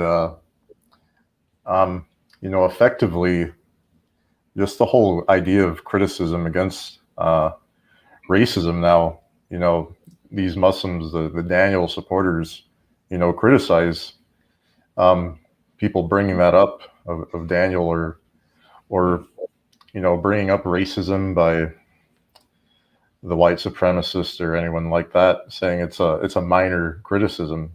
That's kind of what they sound like when we bring it up, like as if they don't see it as a big deal. Oh yes, because they are signing off on racism. You get it? exactly. They're cool with racism. They're not cool with feminism. They're cool with racism. They're not cool with LGBT. Yeah. They're cool with racism, but they're not cool with liberals. You get it? They're totally fine with anti-blackness. When the Prophet ﷺ, he explicitly talked about the white not being superior of the black, or the Arab not being superior over the non-Arab in his final khutbah. He didn't mention anything else about LGBTs or whatever. You know what I'm saying? He didn't mention that, but that's the thing he mentioned, and he made it a point to mention that. But you're okay with the thing that the Prophet ﷺ said not to fall into. Right. You get it? So once you know that, you get to see actually how isolated black people are. And is this a good thing or a bad thing? In my opinion, it's a good thing, because from time black Muslims have been complaining about the outrageous racism in the Muslim community. Outrageous racism, It's funny. It's funny because before they would deny the racism. Some people would deny that there's racism in the community, or say there's no racism in Islam, as on this channel has been criticized. That's their slogan. There's no racism in Islam. But now I've been seeing recently that, they admit there's racism, but they don't see that it's a big deal, Yeah. And Daniel has, as we have seen, he's interviewed overt, outward racists. It's totally okay. It's not a deal breaker for him, and clearly it's not a deal breaker for his followers. So it's absolute clownery to see black people following Daniel. I mean, they're either ignorant, or I can't see any other reason why they would sign off on an agenda to support Daniel, knowing what he says, unless that they're, like you said, on the butter biscuitry. Or it could also be the Great White Hope. That's what it is, the Great White Hope. It's silly. Amongst the Muslims, anything white is the Great White Hope. It's silly. Just ask Musa Tarantonio. Okay. But even with Great White Hope, you need to have some kind of charisma. Daniel has zero charisma. He's like a dry incel personality. I don't see the fascination. It's just so mind-boggling that he'd be propped up to this extent. So I don't totally see the Great White Hope thing, but yeah, it's true that anything white in the Muslim community is heralded as a preference. So that is possible, even if someone as dry as Daniel can get that kind of support. Yeah. And you have Imams. Up until this day, I have not heard anybody call out Daniel for this, except for the Black Grassroots. Not a single person. Not a single person called out Hassan Katani for the Negroes. What do you say? The so-called in brackets. Yeah, the so-called Negroes. If you speak against them, you'll go to jail. Daniel had him on his channel too, by the way, for those who don't know. Daniel had Hassan Katani on his channel. Yeah, surprise. You know what I mean? The video's still up. You do a search, it's there. I have not heard not a single one of your Tubian elites, not one. Maybe if somebody's watching, they can send me the link. If you can send me the link, right? I will apologize, but I have not heard not a single one of your YouTubian elite, not one, speak against black slavery in Libya, including Muslims. We are the only ones that brought that up. Not a single one. So now when black folk are seeing this for the first time, because for how many years have we been saying the Muslim, the Muslim, Muslim? How many years have they been saying, oh, you can't talk about that black stuff, that's black nationalism? How many years have they been saying that, right? And finally, somebody don't bow down to that. Now you get to see who's really who's really your brother. You get it? Who's really about it?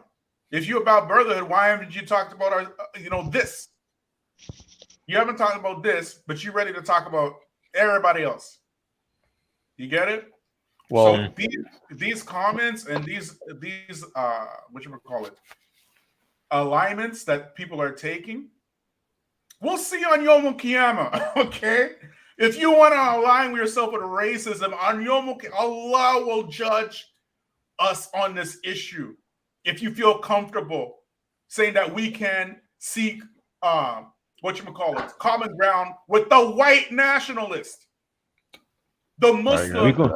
We might see before then, brother. We're going to see when the American next president election come around, because I think that's Daniel's agenda right there, to get the Muslims to vote on Republican for the next president election. That's why I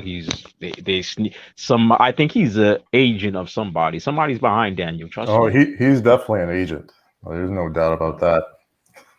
Somebody's definitely behind it. When I say agent, I don't have to mean FBI, but it could be somebody from the Republican Party, the far right, or conservatives is paying him. Like I told you on YouTube, they pay for people who have the same agenda and objectives. They pay for them. They sponsor them. So maybe they're pushing Daniel to push for Muslims to vote Republican in the next election. Yep. And for sure. Who would be surprised about that? Really, it's not even. You can't even call it a conspiracy theory.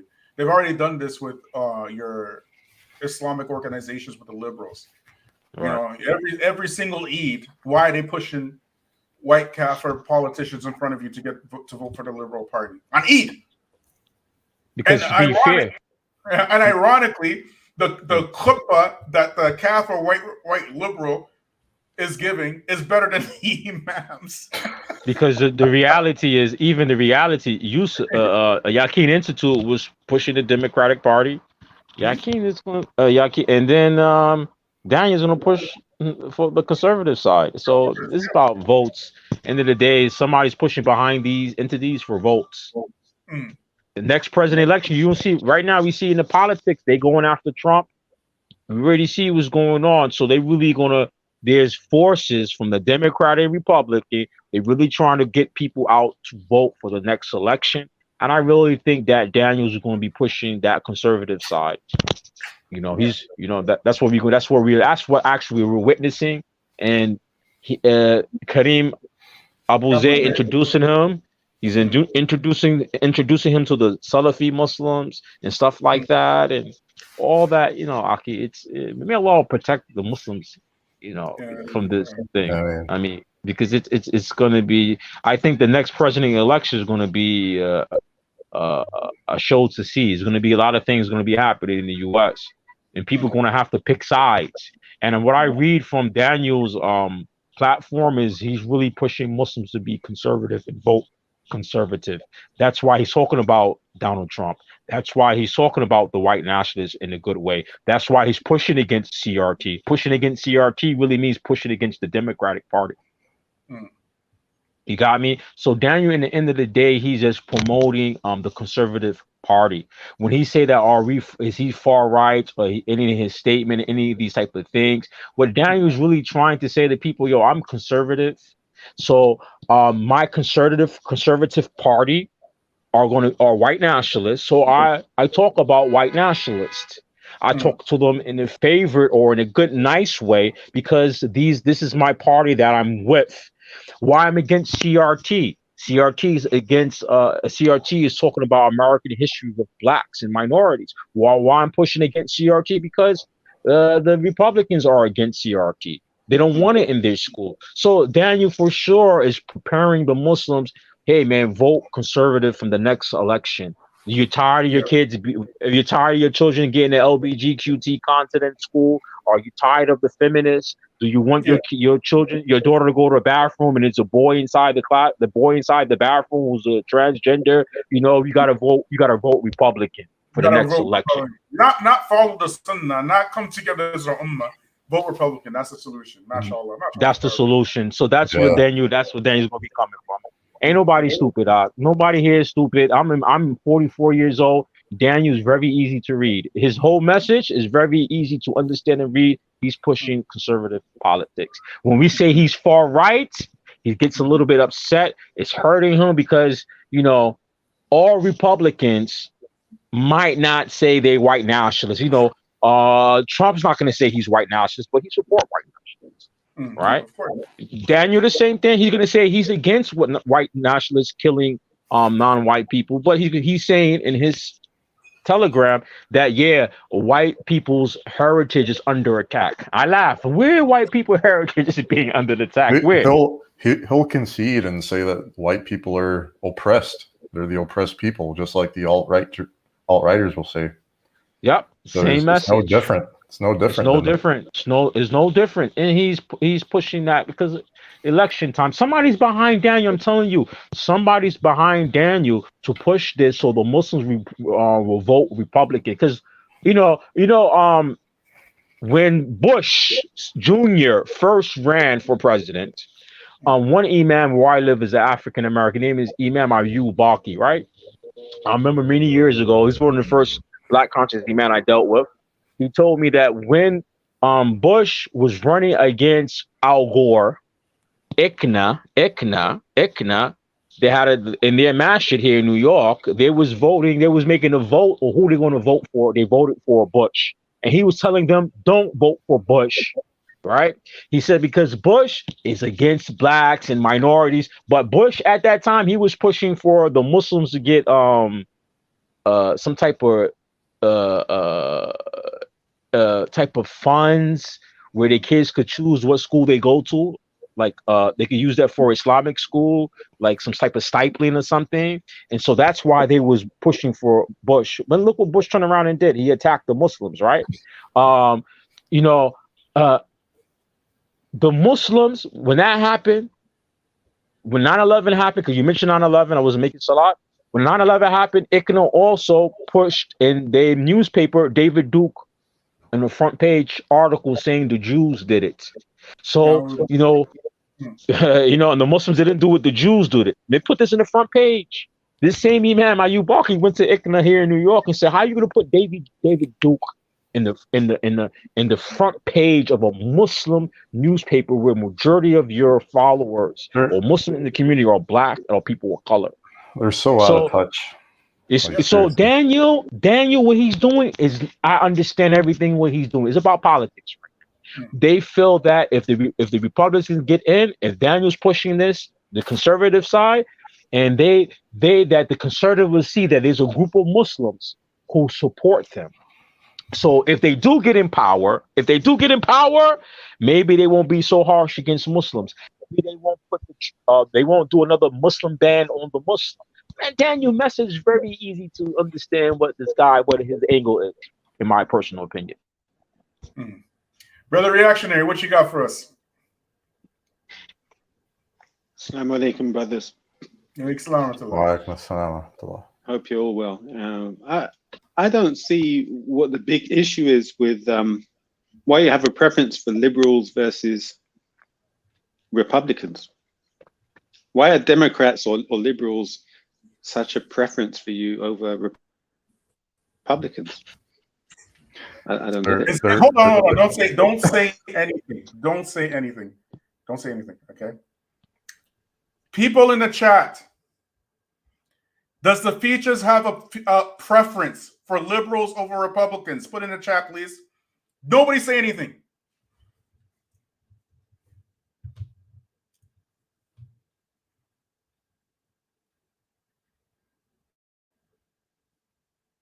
We gonna wait.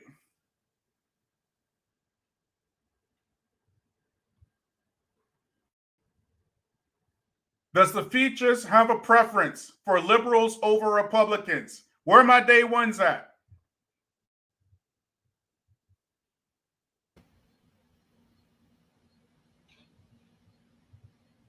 Where my day ones at? Look at this. Look at this. We made dua like earlier, right?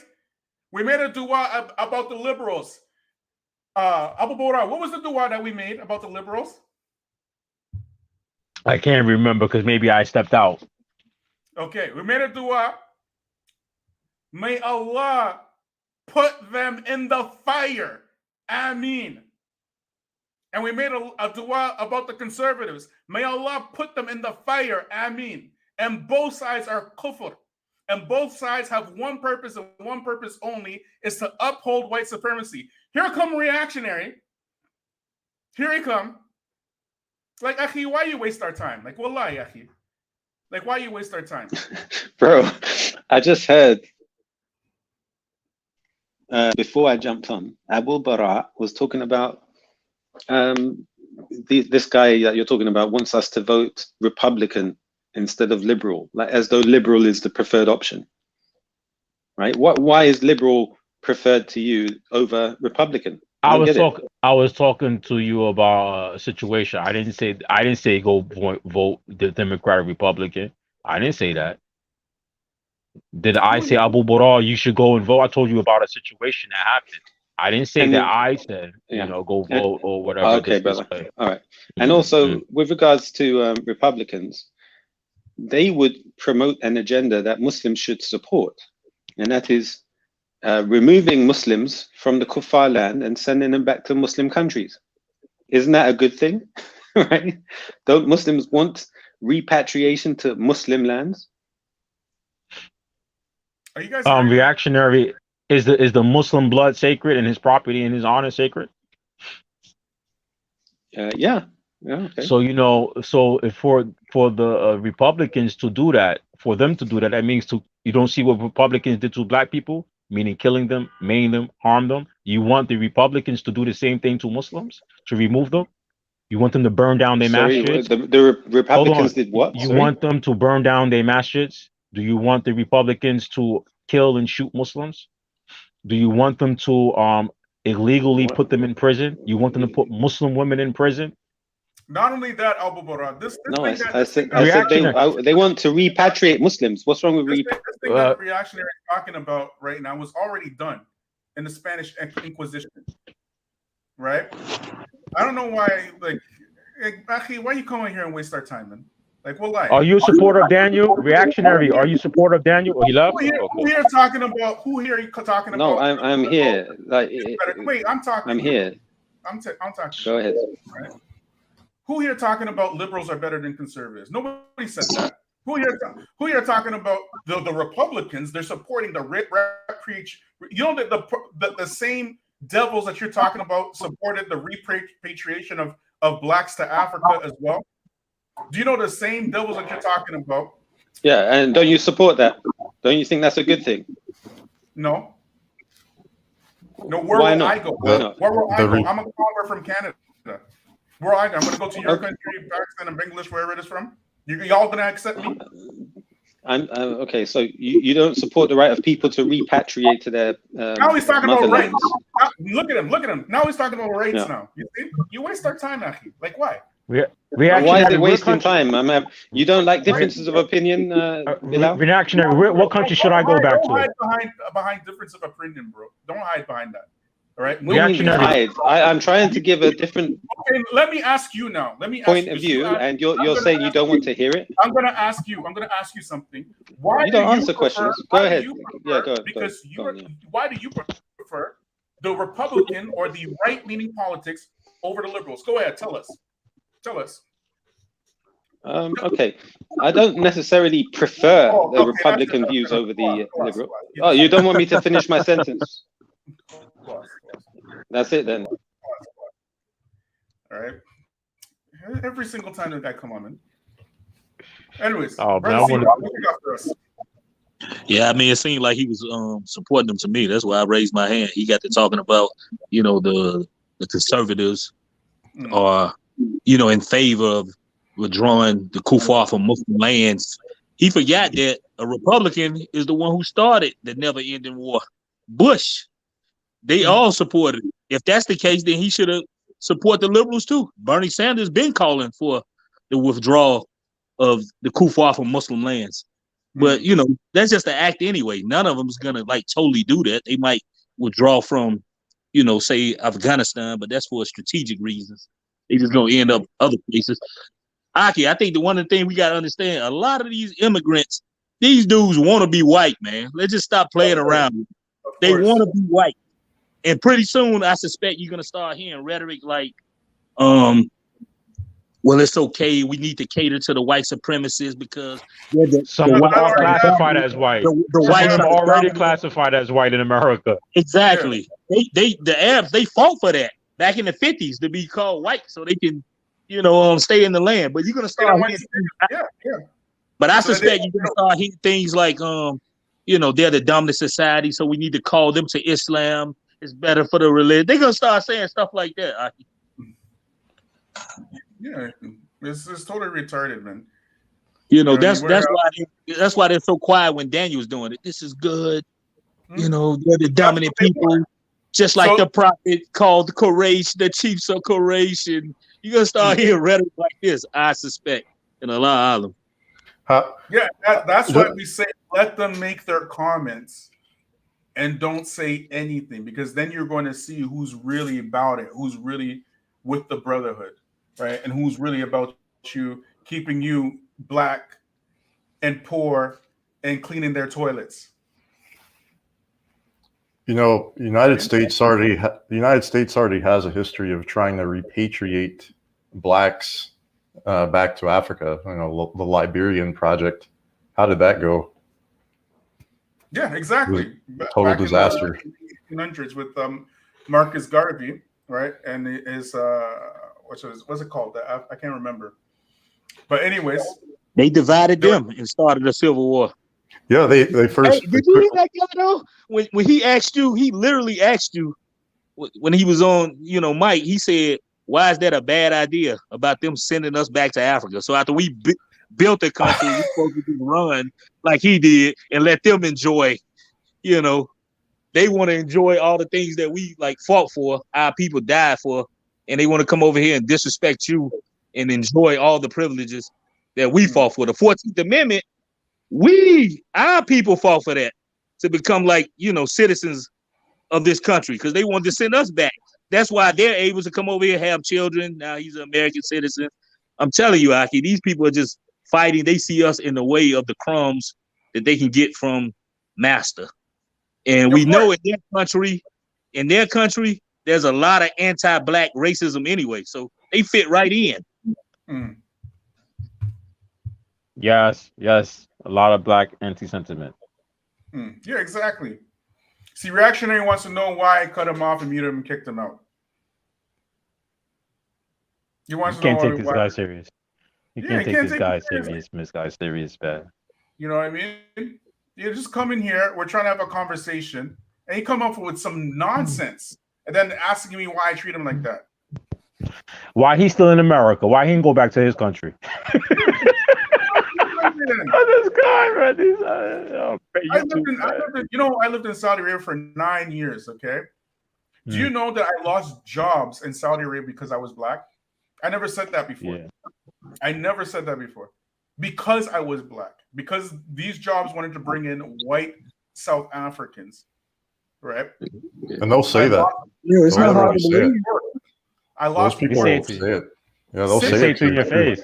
They say it to you in your face. They're not shy about it over there. Yeah. You know what I mean? Do you know in Saudi Arabia, I had a police. Never happened to me in Canada, not one day. I had a police pull a gun on me because I was black. Pull a gun on me. While I was going to work. I never said and that's that. not normal. And that's not normal there. And pulling out guns on people, police, that's not normal there. Aki, believe it or not, there's a brother who's like I met like a brother online. He's Ethiopian. His father's Ethiopian. His mother's like from Oman. And he told me he lives over in the States now. He told me that a lot of the people in his country, they're worse than the Europeans when it comes to racism. This is what he said. He grew up with his mother people. He said they're even worse than like the Europeans in the West. Yeah. If you go, if the jails in Saudi, they are filled with Africans, Bengalis, Indians, Sri Lankans, Yemenis, like absolutely filled. But you know the two things you won't find in a Saudi jail in Saudi Arabia? Saudis, and who else? white folks. White people. You don't find them. Ethiopians up in there. You show up in Saudi as a white person. Just show up. You'll see how you get treated. Like an absolute king. Like Bilal, you know, I have a video. I'm gonna upload it onto my YouTube channel. In Saudi, they had a celebration. This is like 2018 or 2019. 2019. They had a celebration for all the soldiers in Saudi who was martyred in war, who died in war. Right? They had a celebration for their children. So, you know, Saudi have black soldiers. They have black people in Saudi who part of Saudi citizens. So when he's giving gifts to all the girls, there's a guy who's recorded on the video. He's giving the salams to all the Arab girls. And then when he go by every black girl on the line, he don't give them salams. He just pass by them. And if there's like an Arab girl between the black girls, he give her salams. And all the other black girls, he wouldn't give them salam. This is Saudi. This is a video I have on Facebook. I have it actually on Facebook. I'm gonna upload it to YouTube. They don't have no shyness about this. There's another clipping in Saudi. They arrested this girl from Mecca who was black. She did a rap song, right? This was on Twitter. She did this rap. They arrested her, but the comments from the Saudi, oh man, in the comments on Twitter. In Arabic, oh man, like you black, how can you be a queen, the queen of Mecca? You're black, you need to go back to where you come from. And oh man. And you know, a lot of brothers don't want to talk about this, but that stuff is real. And sometimes some of the Arabs will have this behavior too. Some of them black like me and you. I bet the guy pull a gun out, you might look just like the same skin color like you. Mm-hmm. You'd be surprised. It's all the dark skinned ones, they be more racist sometimes. Dino Bertunia, what you got for us, bro? Assalamu alaikum wa rahmatullah. I've been really enjoying the conversation. Now, you know, to the brother who came on earlier, Reactionary, he and I had a discussion on this channel about COVID. And I remember him saying that this is the land of freedom, you know, and the way he was just glowing and I'm sitting there going, bro, have you drank the Kool-Aid? Really? Are you like, so I'm not surprised with what he came on and said, right? Like, I'm not surprised at all, right? Like, I was like, well, what is this? What is he saying? But I'm not surprised. Yeah. I mean, like, yeah, like if you're coming in late, ask first, right? What we're talking about. But if you are, Reactionary is like an old, you know, like subscriber, he's been here for a long time. He knows my positions very well, like very, very well. It's impossible for him not to know them, right? Like, why are you coming on and talking about why you prefer liberalism over conservative? Like, why you? Which is why I thought at one point I thought he was just trolling. Yeah, but I thought he was just trolling. I don't know. But then when he we're started, trying to have a conversation here, right? So that's what I was like. I was like, we ain't got time to troll. Like, this is not the time to troll. So I was like, what do you? It's incredibly disrespectful. Yeah. So I was like, if you're trolling, why would you troll now? We're having a serious discussion, and you want to troll with this? That's not funny. I'm like, this brother has lost his mind. I don't believe they're trolling. I think the things they say is so ridiculous. Like, we just believe they're trolling. We got a celebrity. We got Mr. Kendrick Lamar.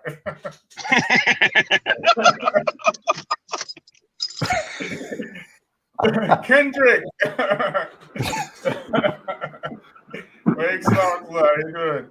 Alaikum salam. We can't hear you, bro. Turn your mic on, bro. We can't hear you. Turn your mic on. Where'd Dino go? Come back, bro. What are you doing? Your mic is not working, Kendrick. You look a little bit different since that song you wrote. Bitch don't kill my vibe.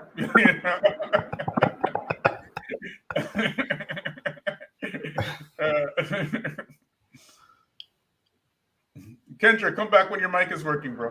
I'm gonna come back. Okay, there you go. We can hear you. Okay, yeah, so it's actually Kendrick Laswar, like a donkey.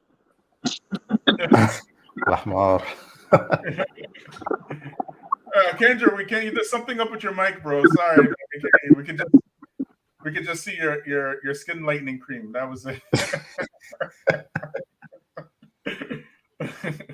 Yeah, I think it just seems so ridiculous to us, like some of the things they say that we think they're trolling. I don't believe they're trolling, Aki. I believe these people really have.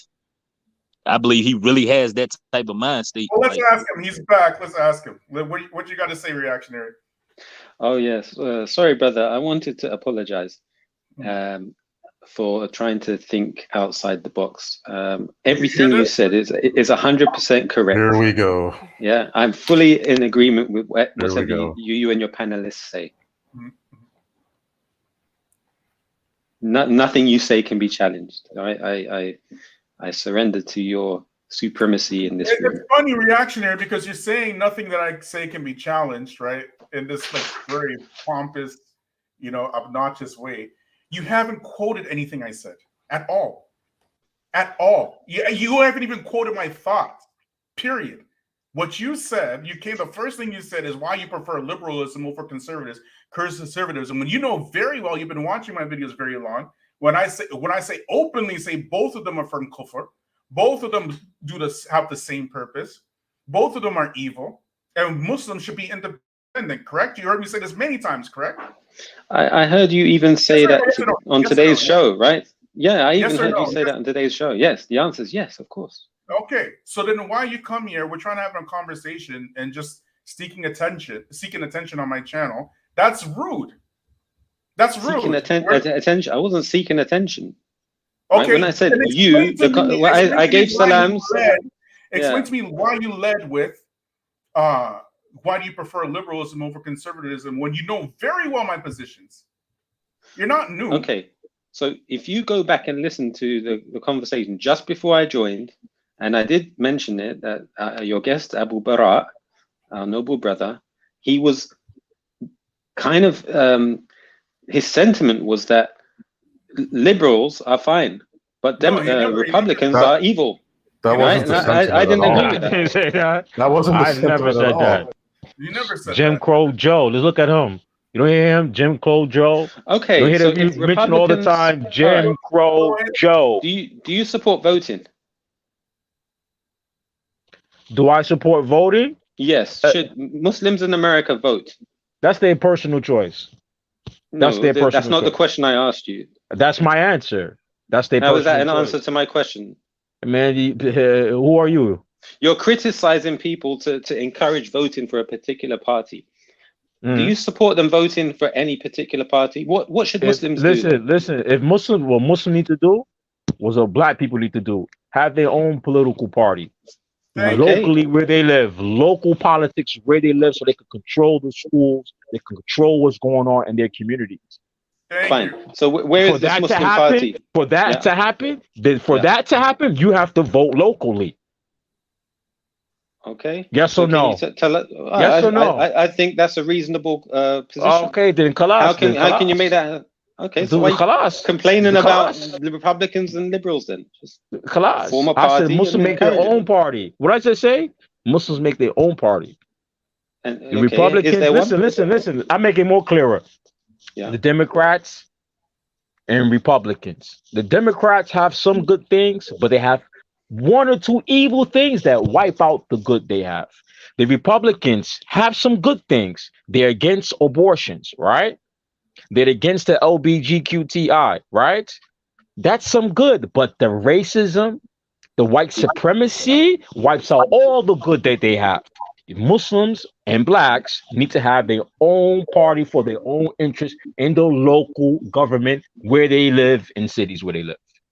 Forget Republicans, forget And Democrats. does that include black spiritualists? Oh, come on. Where are we going? Oh, Well, why are you asking this question? He said Muslims and blacks. So Listen, reactionary. do you include non-Muslim blacks in that? Just get to the point. Just get to the point. Why are you asking that question? Why? He said Muslims and blacks. Okay, Does blacks include non-Muslims? This is a black grassroots channel, reactionary. Reactionary, you got blacks. the greatest name. Your name suits you. Your Let's name is to get a reaction. I know you like to get reaction from people. MashaAllah. Perfect. I've never once said to vote Republican or Democrat, ever. As a matter of fact, I roasted, right? Astaghfirullah, right?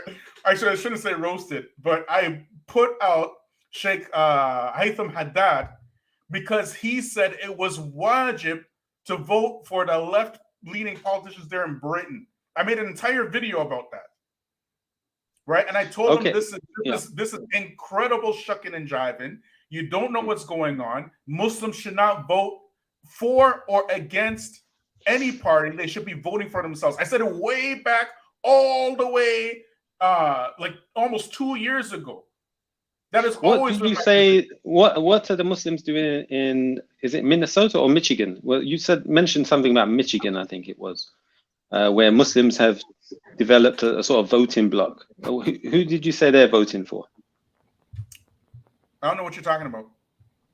Oh, okay. I want to know why he's concerned with black. Wait. What about blacks doing? It doesn't matter. It does not. It doesn't matter what he said. If he was talking about Dearborn, or that's not. You're harping on a point. Does it matter who they're voting for? Why does it matter who they're voting for? The point is, because what do you mean? You're obviously not listening to the conversation. If you follow along, all right. You're calling the kettle. You're calling the kettle black. You're calling the kettle black. You led with. I didn't listen to the conversation. No. I was talking about the brother who just interrupted. Yeah, exactly. You led with. I didn't listen to the conversation. That's what you started with. I'm like, come on, man. Come on. Okay. I'm wondering what type of. I'm wondering what type of criticism he got for blacks. He asked about blacks and them voting. Like, why do you care? Okay. Your people not going to help them? Well, if you allowed me to finish my sentence, then you wouldn't have that question. Let him finish his sentence. I was actually listening to let him finish his sentence. Okay, so brother Abu Bara, he said Muslims should form their own voting bloc and blacks. Right, as if Muslims are separate from blacks. Now, if you're saying blacks, do you include non-Muslim blacks with that categorization? He said blacks. He said Muslims and blacks. They should vote locally. He said they should vote locally, as in two separate groups. I mean that they should control their local politics. When I say that, does that include non-Muslim blacks? Definitely, people like Brother Polite, would he be included in that group? I definitely include non-Muslim blacks. Who? Reactionary. You would include non-Muslim blacks, yeah? Yes, I would. Just like how your Pakistani includes the Brawalis and Deobandis in their groups, just like the Turkish include the Naqshbandis. I don't consider any of those people Muslim. So yes, I say that black people should be independent. I said it many times on this channel, just like the Muslims should be completely independent. Just like the Jews are independent. You see the Jewish community, they have the Orthodox and they have the conservative. Some of them don't believe in Judaism at all. Some of them practice Judaism altogether. But the one thing they do is that they are on code. Just like the Chinese. Some of them are Buddhists, some of them are Taoists, but the one thing that they have is they're definitely all on code. Black people always want to participate in other people's stuff. They always want to participate in other people's stuff. And when they get left out in the cold, they're wondering why. So I say yes. That's what I say. All right. So when one of these groups wants to do libation, what would you do in that situation? So I wouldn't do it. So what? So what type of lame question is this? You're asking about libations, right? Yeah. What about a Muslim, right, who says we can come to that? Let's go one topic at a time. I'm right? not done. I'm talking. You got your sentence in. I'm talking. Yeah, go. What about a Muslim now who writes an entire article in 2016 why Donald Trump, the porno star, raw dogging, slum house producing Donald Trump is good for Muslims. A Muslim ban, build a wall, S-hole country. Donald Trump is good for Muslims. You ain't got nothing for that. The only thing you got smoke for is some Negro that you don't know they're making libations. That's all you got smoke for. Why don't you say something about that? Listen, I've got plenty of smoke for stuff, but we need to go one topic at a time. We can get to that point. We're done. Thank you. You had your sentence. Why are you worried about people doing libations anyway? Are you gonna do it? Hey, thirsty brother. Hey, we got British brothers be thirsty, bro. Just ask. Go ahead. Free chili. Go ahead. Assalamu alaikum wa rahmatullahi wa barakatuh. Wa alaikum assalam wa rahmatullahi wa barakatuh. So I too will admit that I didn't catch the first half hour. I'll tell you one thing. The thing that Abu Bara is saying about grassroots is very important. That we have to understand. If we're going to be active, we need to start with our own families, our own neighborhoods. So I don't think anyone here is from SD. Josh, you're not from SD, right? No. Yeah, you're a different Josh. My bad. But yeah, so look, we have right now. I'm in La Jolla, but down south where all the masajid are, Sheikh Uthman's masjid, other masajid, they are. There's a really, really obvious increase in police presence. So you won't even make it one block without seeing a squad car. And squad cars here are like SUVs. So what the hell? And it's all Somali neighborhoods, and there's Desis, there's Muslims, hella Muslims. Even the first masjid built in San Diego, as far as I know, is the Masjid Taqwa. So this what the brother said right here, the Negus. Even the Ethiopian community here is overly policed. So we see that intersection. But what I wanted to say about the grassroots thing is we got brothers who will boycott you as soon as you have any kind of drama in your life. And meanwhile, you want to know who dropped me off for Asr Salah today? Who? FBI. The FBI gave me a ride, subhanAllah. Wow. So just think about that. Just think about it. And I got court paperwork I got to read by tomorrow morning. So all because of what? All because of people not holding on to the amana that the Prophet ﷺ gave us. So now they would rather slander the people who work behind the scenes to preserve certain, and I'm going to stay vague, inshallah. But this whole thing, I mean, look, reactionary, I mean, you already know people like that, Allah Azza wa Jal didn't create a shortage of people like that, okay? People who love the smell of their own farts and just want to be intellectual. But I'm going to end it there, inshallah. I'll be here, inshallah. I got my libations ready for you, brothers, inshallah. No, because the Kendrick Lamar thing was a joke, but the free chili is not a joke, brother. If you brothers remember Lupe's album, I was still in middle school, but that album where he had his name in the calligraphy, there's a lot of really deep concepts in that album that I think if the young brothers today, because there's a reason why Desis and whatever are obsessed with hip hop culture and still treat people who actually have lived it like crap. Okay, we have a security guard at the masjid I was just at. This is Masjid Abu Bakr. He's old, African American, big old beard, missing an eye, and he still has to worry about what little teenagers think about him when they ride their scooter over his foot. You know what I'm saying? Like, why? Because we're still dealing with the same drama, the same exact drama that we've been dealing with. Why? Because we care more what Kamala freaking Harris thinks than what the brother next door thinks. And the brother next door is a star in the eyes of Allah Azza wa Jal. He's glowing. And this is the problem we've always had is the Sahaba and the Prophet ﷺ, they used to deal with people in different ways, obviously. The Prophet ﷺ would write letters, obviously. But what people like this British brother do is they harp on one dalil. This is the sifa of Ahlul Bid'ah, by the way, as you all know. Ahlul Bid'ah will always be selective in their dalil. So I'll leave it there, inshallah. It's not my platform, but Jazakumullah khairan. I mean, look, just as a disclaimer to whoever's watching, it's not none of this is personal. Unfortunately, brothers make things personal. They go when they don't like it, they go straight for your bank account and your marriage, and then your kids. This is word though. This is word. I know. It's like what why are you getting emotional? I'm like, bro, you literally, that's my son. Like, what are you like? When am I allowed to get emotional? You know what I'm saying? Like, this is word. Like we've seen a lot of marriages get broken up because of this stuff. A lot. Abu Barak can attest to that. I'm pretty sure Josh can attest. The brother Seema probably can attest to that too. Me for sure, I can attest to that. You know, even these types, they actually try to get into my marriage, right?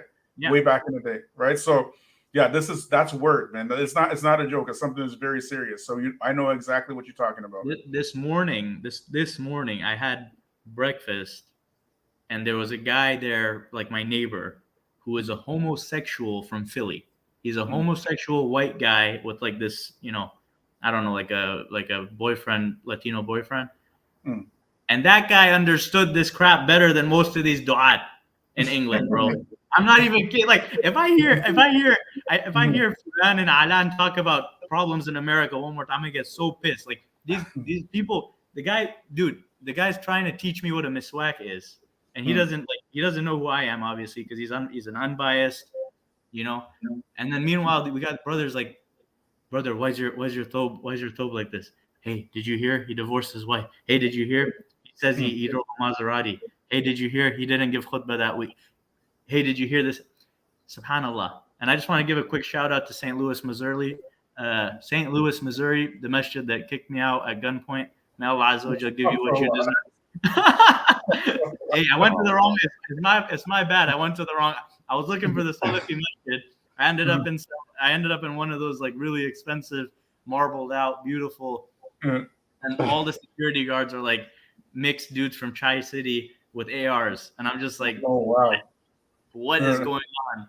This is the future, folks. This is literally the future of our communities. If we keep going, if we keep thinking I wonder if Muhammad Mursi would make a good president of the United States. I wonder if Fulan. Look, the days of Ikhwan al-Muslimin are so over, and we're still bringing the drama. We're still acting like, hey, the Tablighi Masjid. This brother went to a Tablighi Masjid. Hey, this brother didn't eat manslaughter.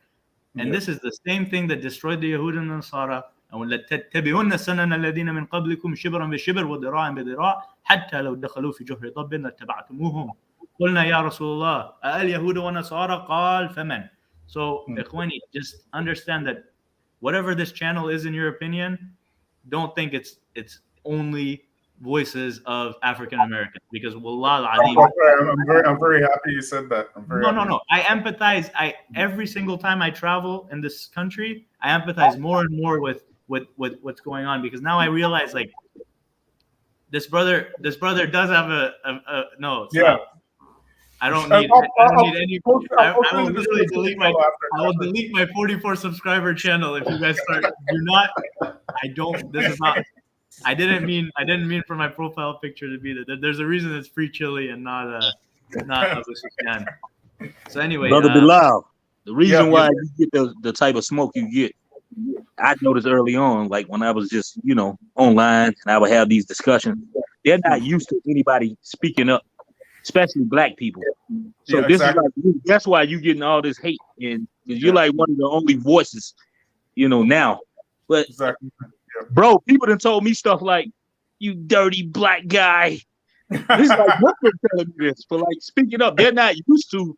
I don't know what type of blacks they usually dealing with in their country, but this is like something new to them. They have like they meet people like us, the blacks like us, and actually speak up, and I think they can't handle it. I think it will bother them. Then they make lame arguments. This guy talks about libation. Will you connect? What about them doing libation? What are you worried about that for? Are you gonna do libation? Plus in America, they're not asking us, they can see you as a black person. If you're a Muslim, it's probably even worse. If you black and Muslim, like they're making us feel as if we can't like come together and back causes, you know, that our people are fighting for, particularly against oppression, because you know they might do libation. And you brought up a good point. They got people over there calling on the dead. Where's the smoke for them? You got Palestinian Christians, Iraqi Christians. Where's the smoke for them? Hey, brothers. By the way, I'm trying to marry a Chaldean Christian. Inshallah, make dua. I just want to let y'all know. Okay. No, I'm just saying. Look, what the brother's saying is absolutely right, because if you really put everything in the mizan, we're literally trading like eggs for cows here. Like no one just turning a complete blind eye to the big issues, and then like literally. But the small issues, they give it the greatest importance. When these issues, if the Muslims got together, the issues with these left-right paradigm stuff, we talk about this all the time. If the Muslims are serious, they would be independent. That will solve any. It's been done. It's approved and tried and true. System. It's been done already. And guess what? We have the Quran and the Sunnah, so we actually have the ability to be independent. But the Muslims don't want to be independent. The Muslims, unfortunately, don't want to be independent. No, because we're still parasites in our own eyes as an ummah in this country. We see ourselves as parasites. You know that? We see ourselves as the tick. When in reality, called self-hate, and it's called self-hate. You have a lot of them. The Muslims have a lot of self-hate. You know, I've been an imam of a multicultural community before, a small community here in New York, in Far Rockaway, and it was Yemeni, Bangladeshi, a few Pakistanis and Africans. It's very hard to get the Muslims together because everyone felt that their nationality should be the leader, should lead everything. Right? Yeah, absolutely. So this is why the Muslims in America can't get together. But the common sense way to get together for Muslims, if you get together first with your Muslims from your race. You have a leader. That's already happening. That happens already. Have you been? And then that's from the Sunnah, and this is from the Sunnah. The Prophet ﷺ did this. He had Sahabas from certain tribes come together, and they went back to their tribe, teach the religion, gave dawah, and these things. So they had leaders in their tribe. Abu Bora, I just want to make a point because this point here is important. This already happened, but what's going on in the Muslim community in the West is that it's happening in reverse, right? So the Muslims in their own communities are coming together, but what happens is instead of becoming independent, they're telling the Muslims in their community to pick a party. Wallahi, on Jummah, last time I went to Jummah, right? The Imam, and this is like you could say a largely Salafi community, right? The Imam was telling the people that the conservative election is coming. You have to pick the people from the conservative party who you want. After Jummah. Yeah, they do this, yes. Yes, it's very common. He didn't say Muslims, what we have to do is we are all going to vote for brother so-and-so, and he's going to give us so-and-so. He didn't say that. He just said vote for the best person in the conservative party that you like. Yeah, unfortunately, these things it's what happened in a lot of the small Muslim community. So they have they have everything backwards, right? The Muslims now, if you want to see where the Muslims are going, don't look any further than the black community. It's the same stuff. It's exactly the same. Right? Same thing. They the same thing with black people. Give your votes when the civil rights movement happened. Give your votes to the Democratic Party. Where do Muslims mostly give their votes to? Liberals. Yeah, liberals. The right? liberals. You know what I'm saying? Same playbook, right?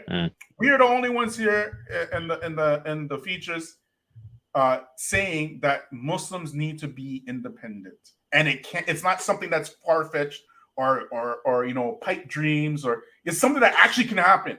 But what you have is everybody got their own program, and nobody's program is for the better interest of the wider Muslim society. Everybody want to be a group.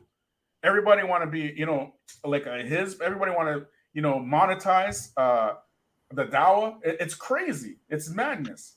But the reason why people are voting for the liberals, the Muslims are voting for the liberals in America, because from the immigrant Muslim community who migrated here, the liberals are the ones who going to help them stay in America. You got me?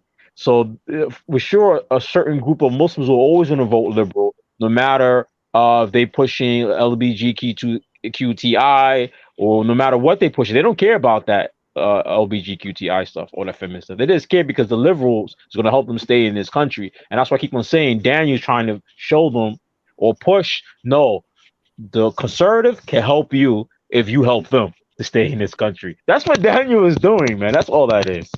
That's all that is, in my personal opinion. Another point I want to make is the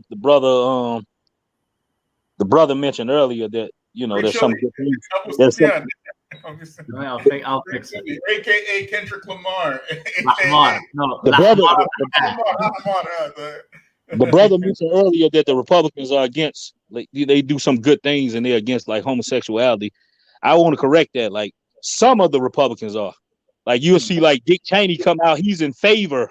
A lot more of the Republicans are in favor of like gay marriage and things like that. Yeah, because Dick Cheney even has a daughter that is a lesbian and call herself get married to another woman. So it's not as black and white as Daniel making them think it is. Yeah, I mean, it's all like Dick Cheney's daughter. That whole thing was a huge catalyst to push the Republicans away from that anti-homosexual view. But yeah, now a lot of them don't even really have that. The alt-right do, and that's why they're trying to use that as a alternative viewpoint for those who have those kind of views. And mind you, some of the most destructive people from right-leaning politics, particularly for the Black community, have been members of that homosexual community. Like, who's the most famous? Who knows? Where am I? The most infamous member of homosexuality who destroyed so many Black organizations. You guys know? Very famous. You talking about not Roosevelt. I know you're talking. He personally destroyed almost every Black organization. You know who? You're talking about the head of the FBI, you mean, at that time? Yes. What's his name again? J. Edgar Hoover. J. Edgar Hoover. Right? All right, bros. We've been going on for a long time. I want to close it out, inshallah. So I wanted to say one thing earlier. I think Abu Bara mentioned about like the Prophet ﷺ splitting, like strategically allowing people to give da'wah to their own, group. And this is something very well known in the Sunnah. And I feel like the more I see different communities, I think people have reduced this whole concept of anti-racist da'wah and whatever to literally trying to turn a masjid into a melting pot, trying to force people to like intermarry and trying to force, cohesion. And I think that's a very fresh off the boat method. And so since we're talking about this political spectrum and stuff, what I wanted to say is things in this country change pretty fast, I think, compared to what these fobs are used to.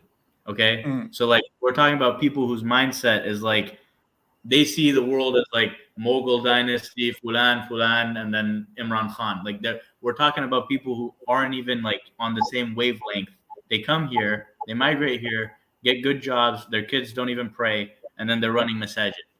And so to this day, I'm still confused. Like why this? I mean, I guess I know the answer, but just I want to do full disclosure in case I get Epsteined. I crossed the border to go to Windsor, Canada, so I could actually go around and meet some of the du'at, including Abu Harith here, and try to give some street dawah in Canada, just for my own personal experience. I believe very strongly in grassroots dawah. That's always been, whether it's my work in OMF or whatever. So I was detained in Detroit, and I was actually taken to Henry Ford Hospital. So I was imprisoned in a hospital. And so if anyone's been to like a prison ward in a hospital, it's literally a psych ward. Like it's literally Batman Arkham Asylum. And so when we're talking about this concept of fraternity and like having fraternity. Like I'm telling you, there were people in there who were Muslim, like we're talking like third, fourth, fifth, sixth generation, but they just identified with different cultures. Because this is like not even far from Dearborn, not far from Hamtramck. There were all kinds of Muslims there.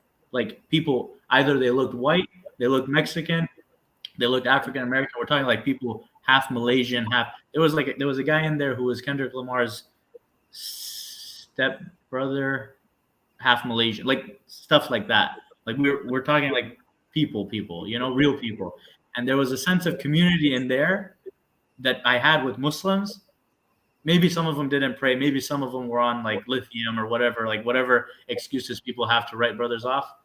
But subhanAllah, ever since I got out, I have not felt anything like that. I've seen right through a lot of this fake brotherhood that we're calling akhuwa and stuff. So I just want to give a word to any brothers watching and stuff. Like there's brothers I know who are from different backgrounds. Some of them are Iranian ex-Shia like me, who are going through hell because they have no one.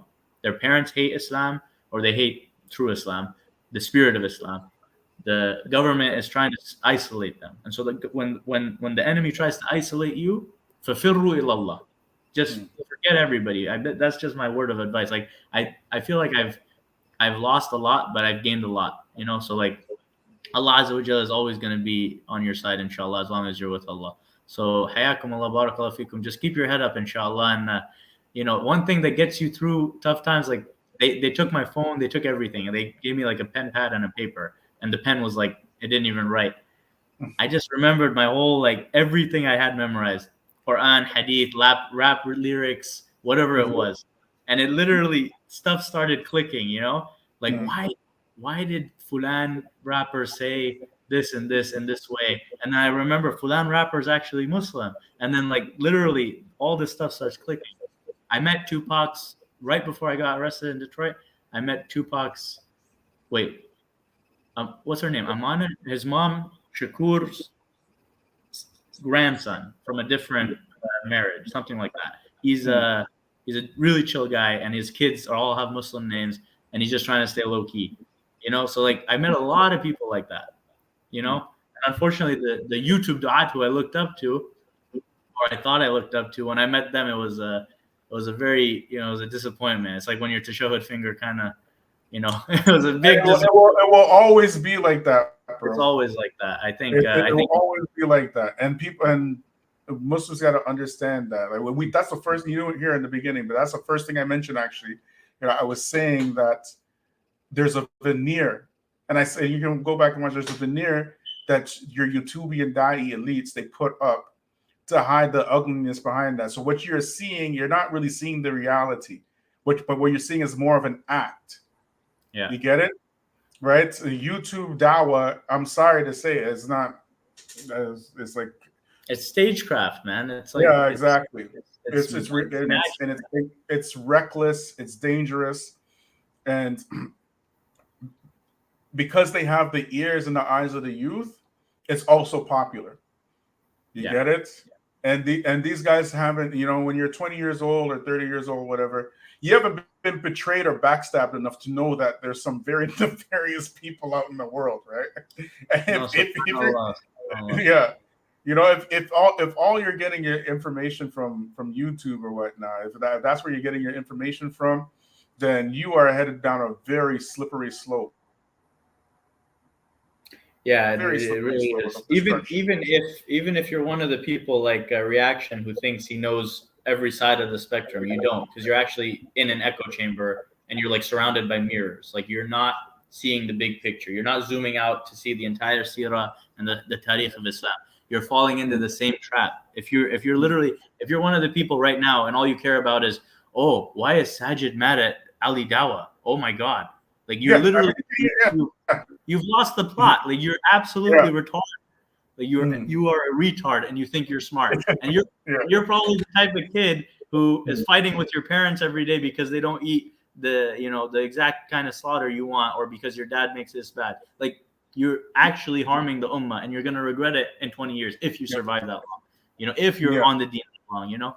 It like people think we also called this the age of the Roebada, right? And we actually believe that, because 10, 15, even if you go 15 years ago, 20 years ago, none of these guys would be anything, period. They would not be anything. But they're people now. There's something now. All of them are Jahil. You know what I'm saying? And all of them speak on behalf of Islam and talking about Dawah and all this kind of stuff. And they cause incredible damage. Did you see the Amja? Did you see the Amja Imam conference thing that Eddie posted today? No, I don't. It was funny though. You got to check it out, man. You got to check it out. It's so funny because he's interviewing people at that conference. Like he's hold on. You talking about that the Fatawa committee? They're having a conference with different shuyukh.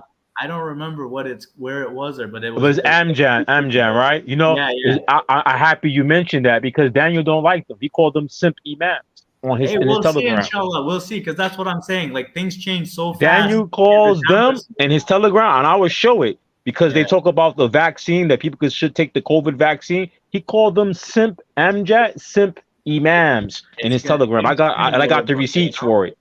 Things change like this. You gotta stay on your toes. his YouTube channel also. He says it everywhere. He got all this heat for black folks, but he loved black language. He loved the word simp. That's an Afro-American word. That's actually Too Short. I think Too Short coined that word, right? Too Short coined that word simp. It wasn't Too Short, bro. Who is it? Rick James. Who coined that? Huh? Rick James. Oh, that's true. It's Rick James. That's Rick James. Oh, Rick James?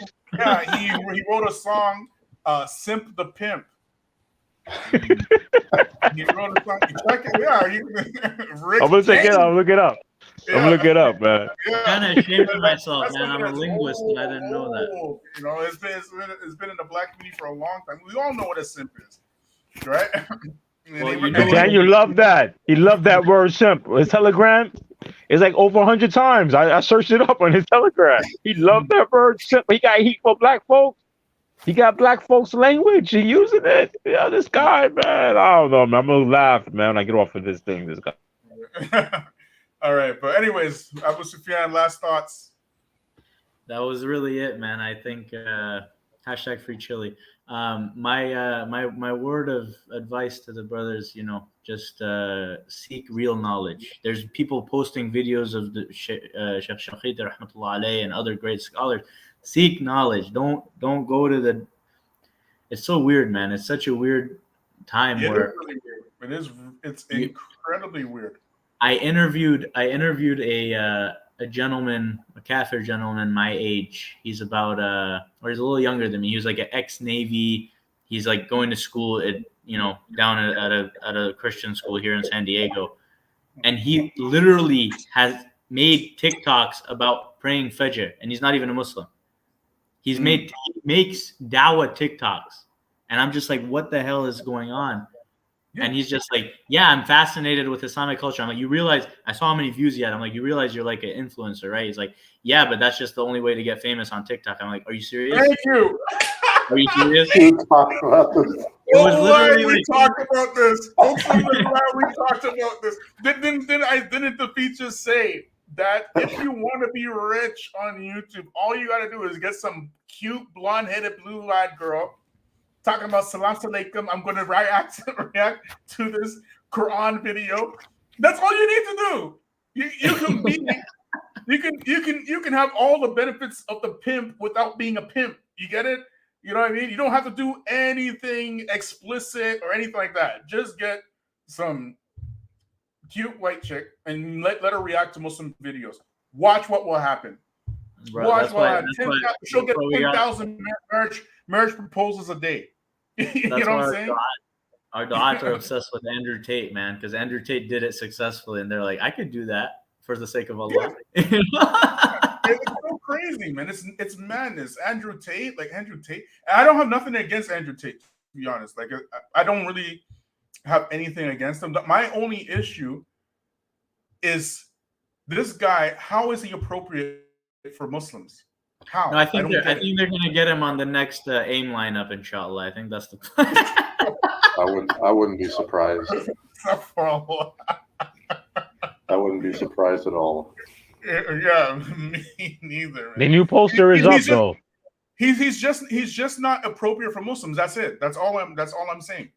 You know what I mean? It's not appropriate because, like, literally, these are the same people who will be like, wait a minute, why do they have a George Floyd memorial next to this masjid? Why did this masjid allow them to put a George Floyd mural next to it? He was a porn star. He sold cigarettes. Like, seriously? Your security guard's a freaking Arab chain smoker, bro. Your security guard worships Imam Ali, and you're talking about George Floyd. Like, this is. I spent a lot of time in Minneapolis, actually. We were at Sheikh Walid Manisi's institution there. Sheikh Tarwai was there. Who was there? It was a nice dawra, English dawra, and I really saw like, Rick James took shahada in prison. I didn't know that. I mean, I heard that. I hope it's. I didn't know that either. We got to check that out. We got to fact check this brother. This brother's coming with a lot of suspicious questions, asking about my YouTube handle, huh?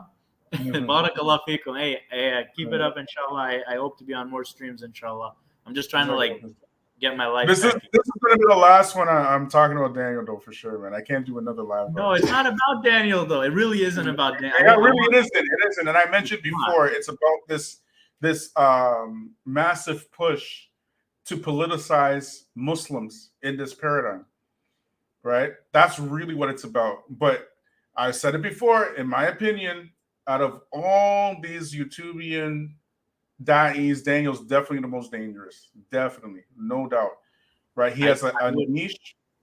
I would say there's people like Daniel who have potential, but Daniel's potential is compounded by the fact that he's in this niche, this perfect storm of like all the fobs are up. You remember when those Hindus were like worshiping Trump? It's literally that type of mentality, but Muslim and for the conservative side of politics, for the alt-right. And those guys are in this fan base.